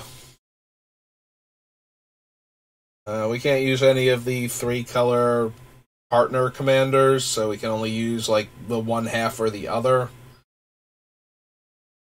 Enters the battlefield. If you cast it, return any number of target permanent cards with cycling abilities from your graveyard to the battlefield.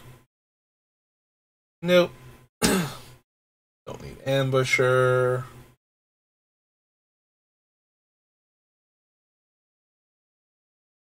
Monstrosity becomes monstrous. Exile all artifacts and enchantments. Nope.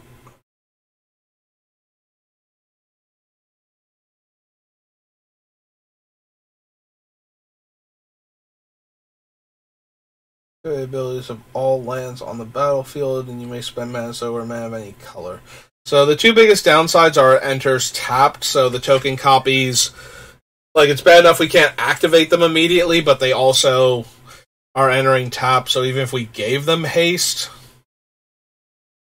of course, if they didn't enter tapped and we could get, you know, something that taps for a lot of mana, we can't do Tolarian Academy, we don't have enough enchantments for Sarah's Sanctum, so maybe like a Nykthos at that point. We might be able to do something silly and dumb and over the top. Attacks each other creature that's attacking one of your opponents gets +1/+1. Don't need Migratory Root, don't need Mimic Vat. Mystic. But yeah, I really wish they had have printed the Fierce Guardianship cycle in like the next 2 or 3 commander sets to keep the price in check.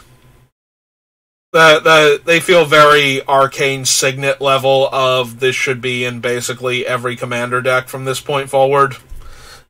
just to keep them from being the most insanely expensive things. Because when Arcane Signet first came out and the Brawl decks were slightly hard to get, Arcane Signets were like $10, $12, and they were literally in every deck. So the Fierce Guardianship cycle is very powerful and needed to not be a one and done, basically. There was nothing tying them specifically to the Ikoria set, so there's nothing where, like, they weren't based around Mutate or something. You know, something where if you reprint, like, you can always reprint anything in Commander, but they're not themed around anything. They're just generically very good cards in Commander. But yeah, I feel like it was really super obvious that these were going to be like a huge deal. And they should not have just been allowed to be that huge a deal and then nothing afterwards, because now they're worth more than the Commander decks they are printed in. So that kind of sucks for players, basically. Like, obviously, people that have them and grabbed a whole bunch of them. And I wouldn't even minded if I grabbed, like, more than one of each, and then they got reprinted in the next set. It'd be like, okay, because I still want, like, as many copies. Like, every time I build a blue or white deck in Commander, every time I build a blue deck, Flawless Maneuver is almost guaranteed to go in there, and every time I build a white Commander, Fierce Guardianship has a very high chance of going in there. The Deflecting SWAT in red is the next most likely one to go in, and then Deadly Rollick and the Fog. Like, they're at least considerations. Like, even if I don't... Like, black I usually go with other removal spells. If Deadly Rollick exiled or could hit Planeswalkers also, it would always be in my black decks in the same way that the other three have a very high chance of being in the other matching colors. The Fog, you need a more specific deck sometimes, but it's still nice. Like, I will still consider it a lot of the time.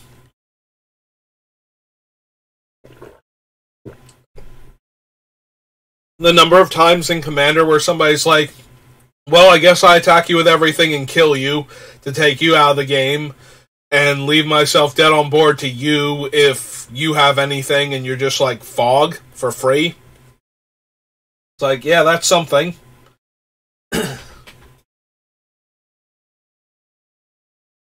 Yeah, normally Fog Effect, not even kind of worth it. But Fog Effect for free in Commander, sometimes worth it. Way more likely to actually be worth it, to like flip the game back in your favor.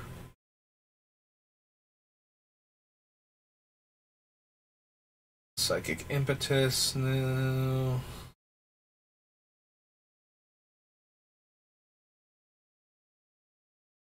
Protection from the last color chosen, no.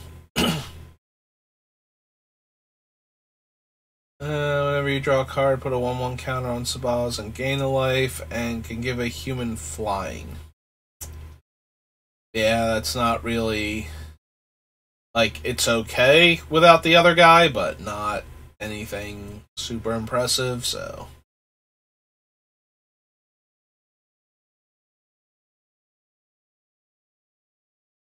Mutates, gain control of target non-creature artifact.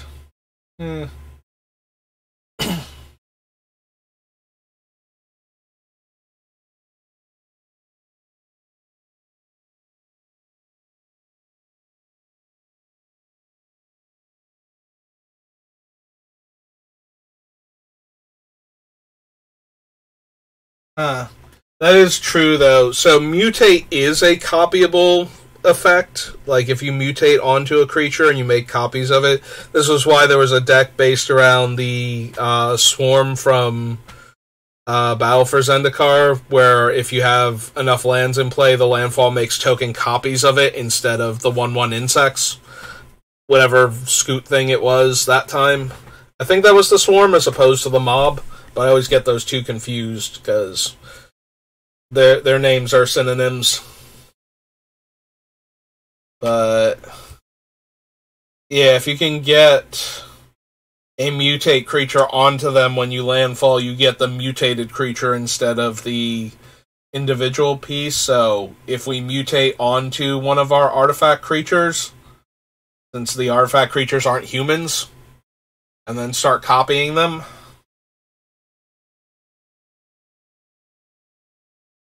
That might actually be a thing. Flash, opponents can't cast spells during your turn. Again, we're not trying to combo off on our turn, so that's less impressive. Beginning of your end step, if you attack this turn, create a 1/1 human soldier token.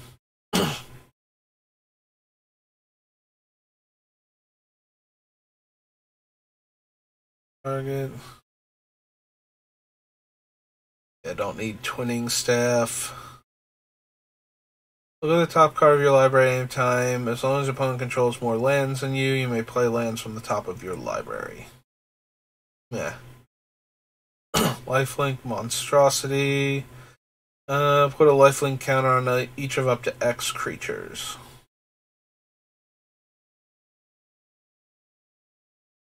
It's a Tulpa.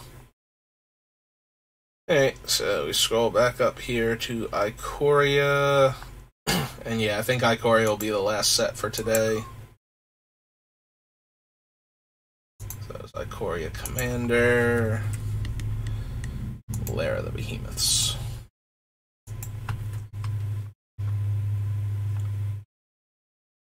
Alright, let's see if we can find anything fun to mutate onto our guys.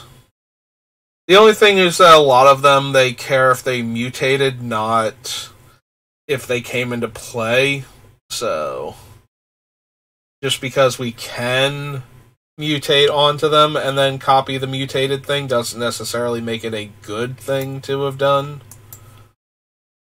Adaptive Shimmer, Aegis Turtle, Archipelagore.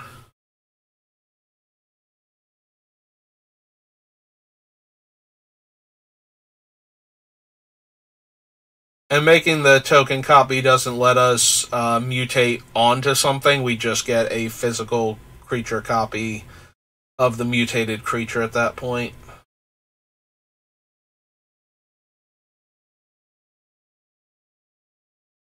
Enclave.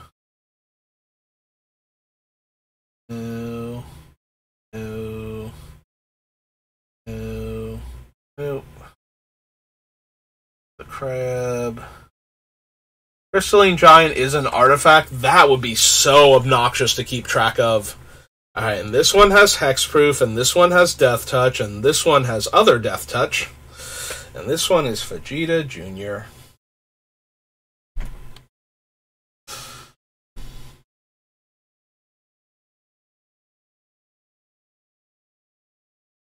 Their creature mutates, yeah.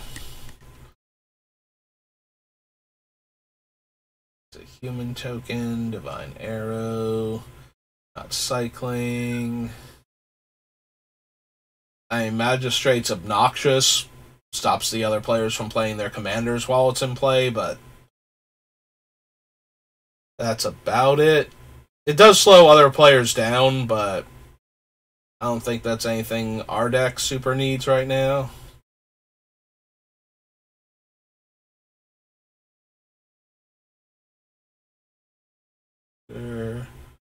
Starfinder is one. Fox. All of these so far.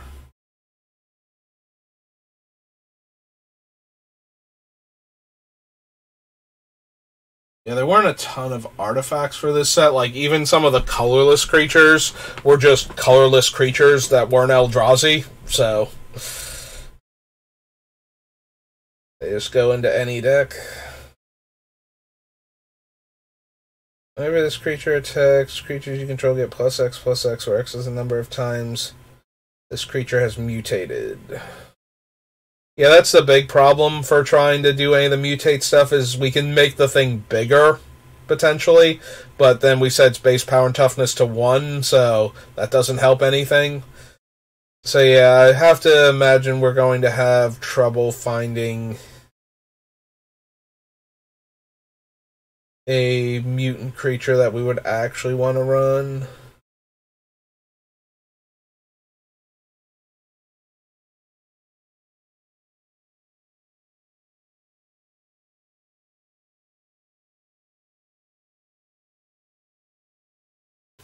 5.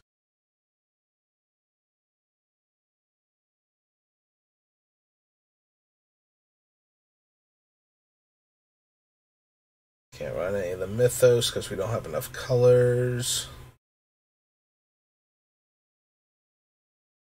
So, of one mind is almost always going to be blue draw 2 cards in this deck, because Urza will be our human, and anybody else will be our non-human for the most part.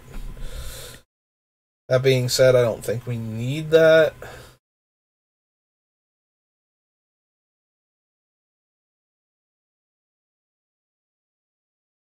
And now the Phase Dolphin.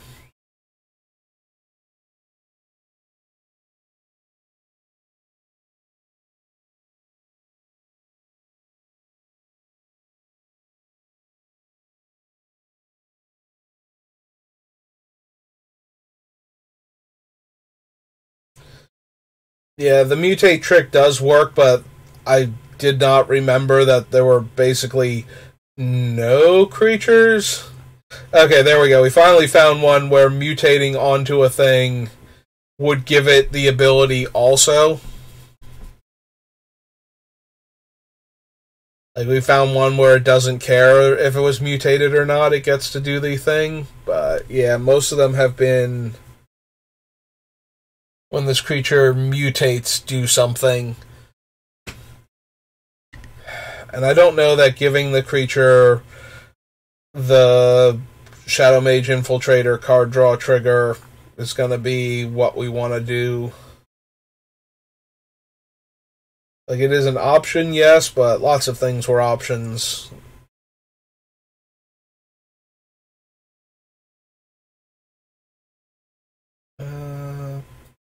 It's a battlefield, draw a card, target creature doesn't untap.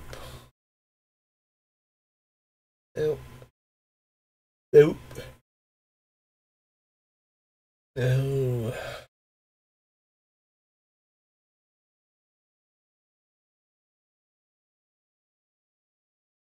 Yeah, no. That one.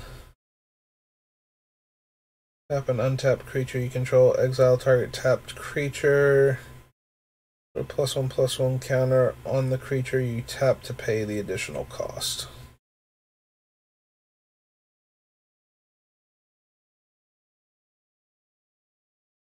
I don't think we need the Ozolith. The Otter. No. No. Put a 1/1 counter on it.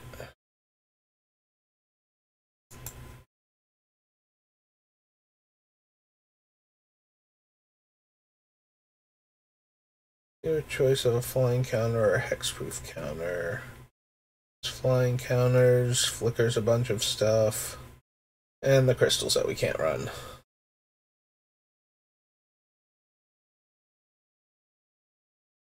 Yeah, okay, so nothing fun from Ikoria. So, just so I don't forget, we stopped on Ikoria. Let me just put that up here on this line.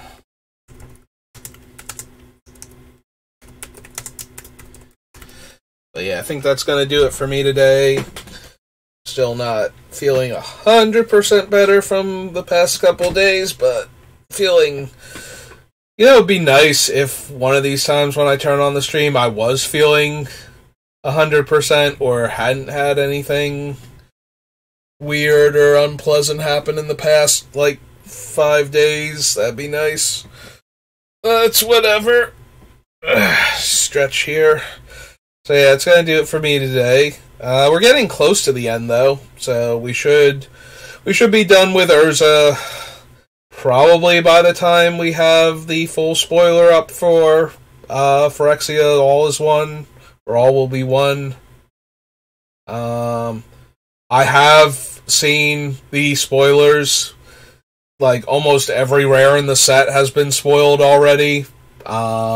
I don't know where exactly they supposedly came from. If somebody got the actual, somebody accidentally got sent the set, somebody packaged the box. It's only the rares, though. I haven't seen any commons, uncommons, or mythics. The rumor that I heard was that somebody actually got a box of a different set where the rares had been replaced by the rare sheet from Phyrexia All Is One. If that's the case, that's just a massive blunder by Wizards, which, you know, they have not been doing great lately. As somebody who has played D&D a lot, I don't know a lot about D&D 1, but it sounds like it came along with a revamp of the open game license that's been around since, like, 3.0. And everybody who makes content created or related to D&D is not a happy camper right now. So, if you think that Wizards is mismanaging Magic, apparently Wizards is just mismanaging a lot of things right now. So, I don't know. It's been a long time since I've been concerned for the long-term health of the game, despite, you know, any given stupid thing done by them, but it feels like they've been imploding these past 6 months or so. So, yeah. Again, I don't think, it's really super hard, bordering on impossible to just straight up kill Magic. The fan base is too widespread. People will keep playing Magic even if the game dies. Even if, Wizards stops printing new cards and they don't do anything with the IP, they don't sell it to another gaming company to make the cards or anything. They're just nope, we're no more Magic forever, and we're not going to let anybody else make Magic in our stead officially. The game's not going to die. There's way, way too many people that have a vested interest in keeping Magic alive, but certain things will obviously go away. Arena will shut down, Magic Online would shut down, there'd be no more new boxes, so you would only be able to draft by cubing. Proxies would probably become a lot bigger of a thing for cards that are, if Wizards isn't going to print them anyway, why, if there's no sanctioned official tournaments, why hold people back based on the fact that the card's a $10,000 card or something? The secondary market, I don't think it will collapse entirely. I do think the reserve list cards that didn't get reprinted or anything from recent sets that's super highly sought after might retain, anywhere upwards of 80% of their value at that point. Like I said, I can see people allowing proxies in a lot more situations. And I can see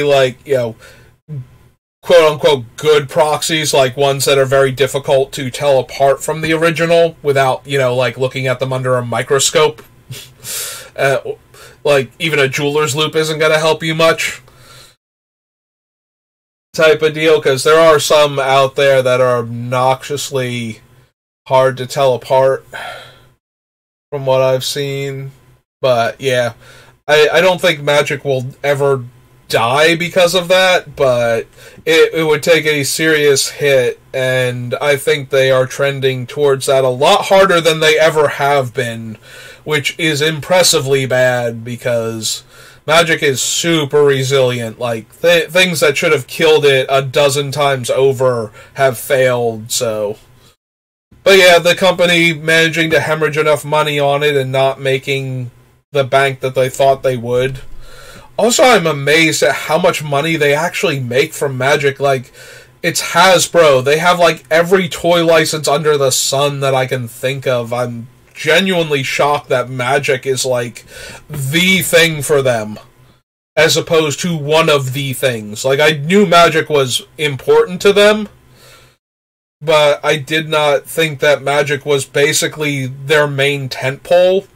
I kind of thought other toys and other things were their main tentpole, and then Magic was like one of the secondary ones that's holding everything up. So the idea that Magic failing is like destroying the company is both hilarious and awful in how, like, it's hilarious in how awful it is that it's that bad.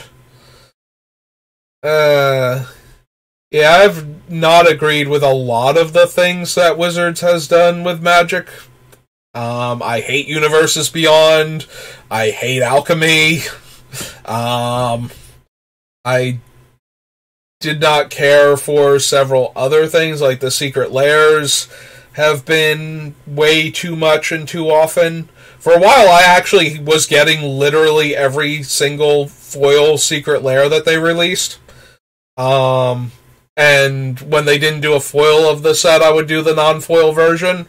And I think it was the Theros Stargazer collection. It's like, that one came out too soon after the December area super drop, like, you know, like the Black Friday November sale super drop of that year. And then, like, later that February, I think, when Theros came out, they did the Stargazing set of, like, what was it? It was 15? No, it wasn't 15. It was like 3 gods per thing, and there were 5 sets of 15 cards. 5 sets for a total of 15 cards, because it was all of the original, original Theros gods as the constellation style artwork that they did for the gods in Theros Beyond Death.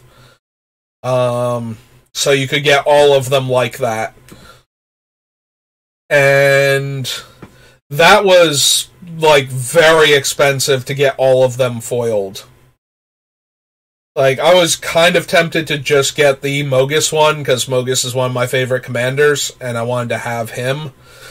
But I think there was enough value in getting, like, Karanos and whatnot that it was like, okay, and if I'm getting that, I might as well get, like, the other 3 and save on the, you know, it became one of those, like, save on the shipping and just get all of them, because like, one of them was basically free at that point if you got all of them type of deal. But then they went, like, as soon as, like, I hadn't even received those yet, and I was like, okay, I'll get these because there won't be any other, like, Secret Lairs until, like, summer. And then they did the Thalia one. They announced the Thalia one coming out, and I'm like, I mean, I guess I could get that. And before that one came out, they did the International Women's Day one for the first time, and I'm just like, okay, now I'm done. Like, I just spent all of that money on the Stargazer collection, where I wasn't even, like, 100% comfortable with that. And then you immediately release 2 more Secret Lairs. Like, before the one is even out, you announce the next one after that. And those 2 are both before I've even gotten the cards from the previous one. And that was when I stopped collecting all of them and just started picking the ones specifically that I wanted. And, like, for the most part, that means I get the basic land ones, because for everyone that looks at it and goes, I'm not ever going to spend this much money on basic lands, there's somebody else who's like, I want an entire deck with this land as the basic land in it. And if you've ever seen the prices on certain basic lands in Magic, the most insane ones are obviously the Guru ones, the Summer Magic Revised printing. Beta's getting really high up there now. Like, it was always expensive for lands, but it's just been getting way more expensive for lands type of thing. And certain other promo sets, like, if you've ever seen the price tags on the old APOC and Euro lands, certain ones like the Italy island, that's Venice, the Ayers Rock Plains or the Great Wall of China Plains, the Lantern-Lit Cemetery Swamp. Like, a lot of those are really expensive for basic lands, like $20, $30, $40, which is nowhere near what the other ones that I said were, because, you know, Guru Island is like $1,000 type of thing, but, you know, they're still all incredibly expensive for basic lands. So whenever they do a new basic land set, I usually get that because of that reason. Like, when somebody decides that they want that particular artwork for their basic land set, all of a sudden nobody else can get that land, and then the secondary market price on that land gets a bit much. But I get those, and then I get things that... I get the Universes Beyond because they're unique cards, and I hate that, because it's one of those things, it's like, if I were not the kind of collector I am, I would ignore them out of spite. But because I literally have every other Magic card that's tournament legal, I can't just not get them and risk not getting them type of deal. Like, if the card becomes a thing, then the secondary market value of the cards when they get released as, like, part of the list becomes insane because they're too expensive. Like, you know, if everybody wishes they had bought that secret lair for that one card, then that one card is going to be a giant pile of money even in the list. Like, you know, because not enough people will be opening it to satisfy the secondary market need for that card. So... But I hate buying the Universes Beyond ones, but only if they're unique cards, though. Like, I did not get the Transformers one that was, like where the cards are Transformers artwork, but they're old Magic cards. You know, like the Optimus Prime, Megatron, Blightsteel, Darksteel thing. Like, I didn't bother with any of those. But the ones that are unique cards, like The Walking Dead and Street Fighter and Stranger Things, I did feel obligated to get all of them, and I hated it. Like, especially the Walking Dead one, because that was the first one. I was so angry about that one. Like, yes, you sold it to me, but you didn't make me happy, and you didn't make me feel good about Magic, and honestly, I do not like the Universes Beyond stuff at all. Like, the only one I even kind of am okay with is the D&D one. Because that is both in the same, like, thing, like, they make both games. And the fact that Magic was originally created as a game to be played at conventions in, like, to appeal to the D&D players as a game they could play at conventions in between gaming sessions. Like, that was how it was originally going to be marketed. It kind of connects in a way that makes me feel okay about them, and the fact that the flavor matches up. Like, there's going to be a Lord of the Rings one, I think, this year. I think it's this year. And flavor-wise, the Lord of the Rings is, like, okay in Magic. But I just don't have that, like... It's the same type of thing. It's high fantasy, and that means it works in Magic. Like, nothing's going to be sticking out so obviously. Like, Kamigawa Neon Dynasty looks less like Magic than a set based on Lord of the Rings. But at the same time, Kamigawa is Magic, and you can do other genres as long as you keep certain elements of Magic in there.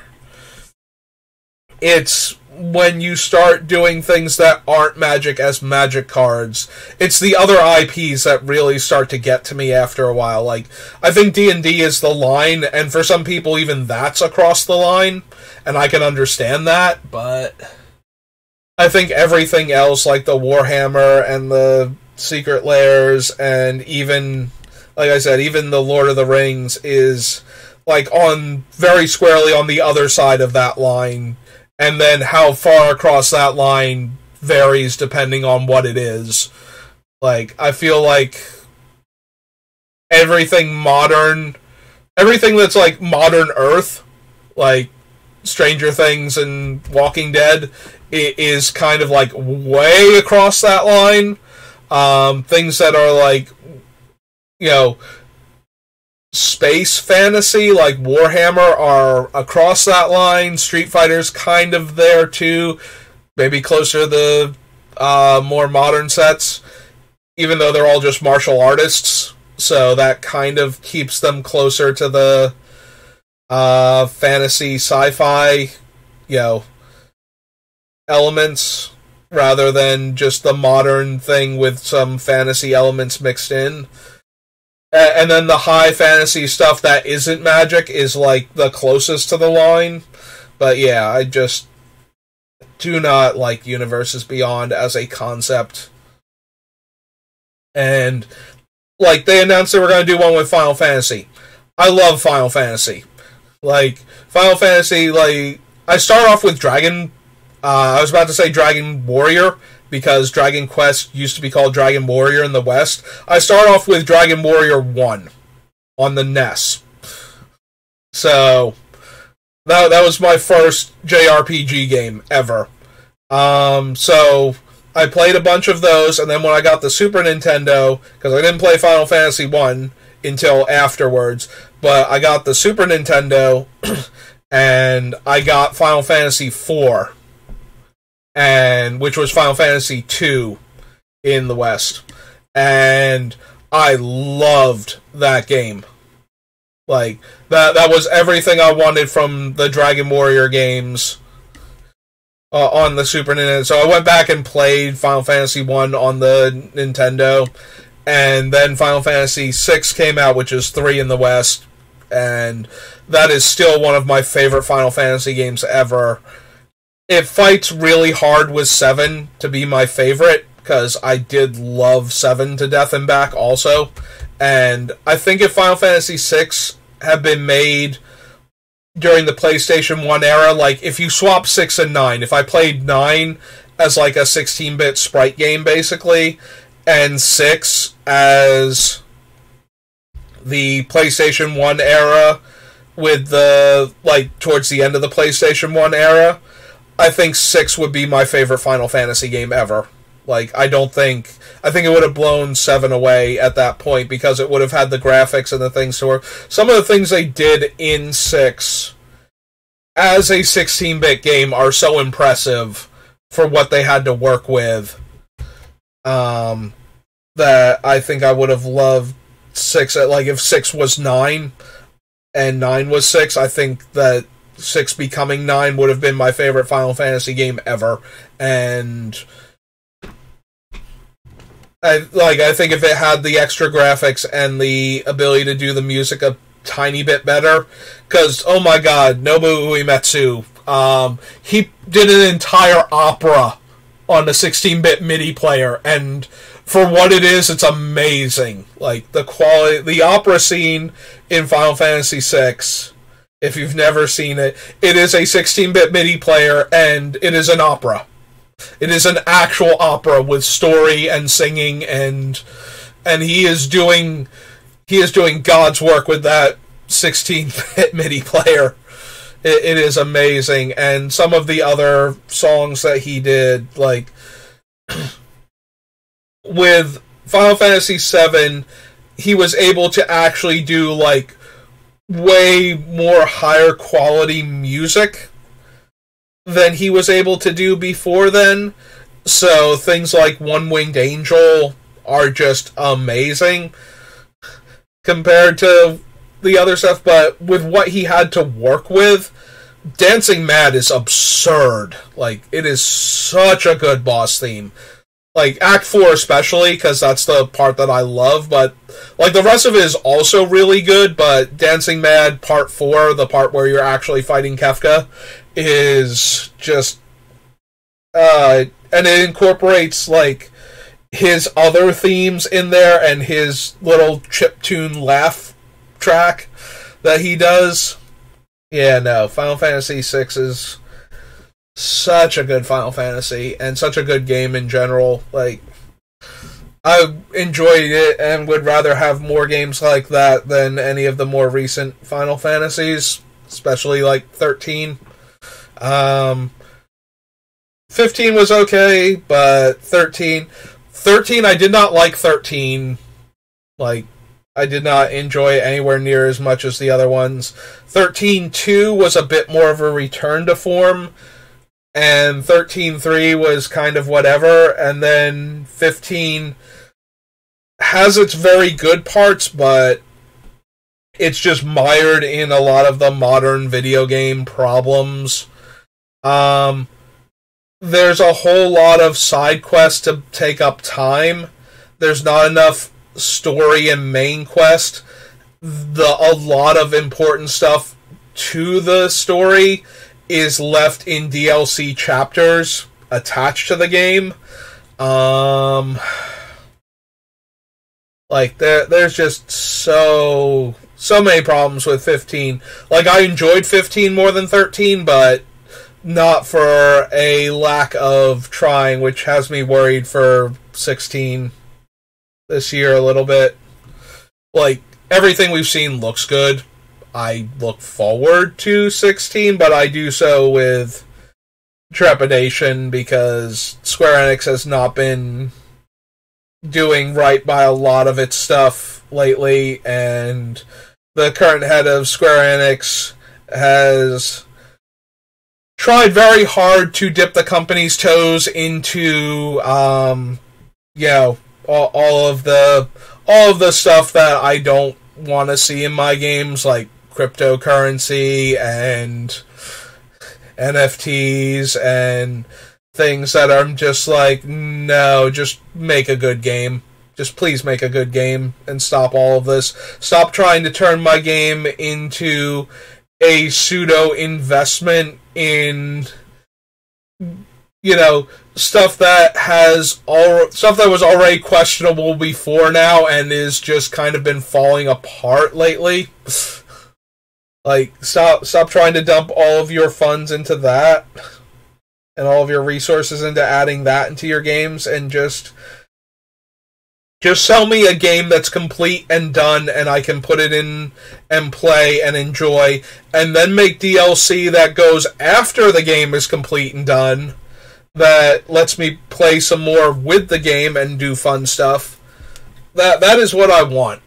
That is what I want with every game that I play from now until the end of time, is what I want. I want a full and complete game that is a fun and good experience in itself, and then releases DLC afterwards that either adds fun side content or expands upon the epilogue of the game, or even that sets up, the next game if you want to do a continuation in the same world. Give me a DLC that shows me like a glimpse of the next villain or what they're up to, or like we run into a new problem and that turns out to be connected to what's going to be like the main plot line of the next game. Like, that's what I want from things like that. Like, DLC should never be fixing the game or adding in stuff because they rushed it out the door, or giving you stuff that very painfully obviously should have been part of the main game from the start. DLC should always be expanding upon the game that's already a complete game, and now you're getting extra. DLC should be dessert. Like, the game has to be the main course, and if the game is incomplete, if I'm missing, if I get half a steak and like 2 French fries, then I'm not feeling your game, and I don't want to have to spend another $30 to get the other half of my steak and the rest of my fries, and all of that. Like, I need all of this to be the main game first, and then if you want to sell me dessert and a cocktail afterwards, that's fine. I'm probably going to be down for that if your steak was good and your side dishes were good. I'll probably have some dessert too, but yeah, I need my game to be full and complete before that, and I worry. God, do I worry with how 15 was that 16 will not actually be a good game, or won't be a good game on release. Because I am going to see all of it before I ever get to play it with all the DLC, like the Game of the Year edition that has like all of the stuff attached to it. Like, I would have been much better off with 15 if I waited for the Royal edition and got the entire story in one go. And there's still like a bunch of stuff. Like, it feels way too much like the main problem with modern gaming a lot of the time is that there's too much side questing stuff, not enough main story. Like, I love Arden, the villain from 15. He is one of the best villains I think they've done since Kefka. As far as, I love his personality, I love his interactions with the party, and there's nowhere near enough of him at all in the game. The bits that you get in the DLC, because I have seen other people play the DLC, because I didn't do it myself, because by the time it all had come out, I was just like, I'm not even playing this game right now anymore, and I want to go through it again.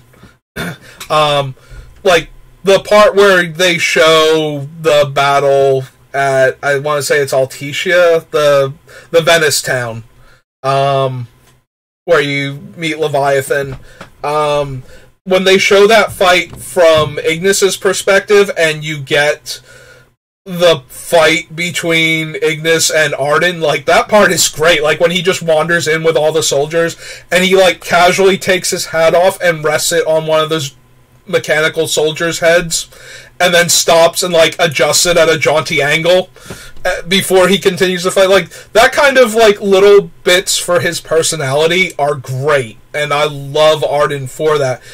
But he's barely in that game. Like, he's in it for, like, 3 major scenes, and that's it. Like, you have these 2 guys that are the heads of the Imperial Empire's military. Like, they're 2, like, major commanders in it, and when you're doing the base raids, you get, like, some dialogue from them over, like, comms and whatnot, and then you have, like, a boss fight with them where they're in mech suits, and you just kill them both. And there's not enough interaction between your party members and them. Like, they feel like they should have been much more interesting and important characters that were doing more in the story, and so that way when you get to their last base and you do this fight, it should have had some more gravitas to it, but because you don't ever really interact with them, you don't get, like, enough personality for them, and they just become these 2 military guys that are named, that I can't even remember their names, you know.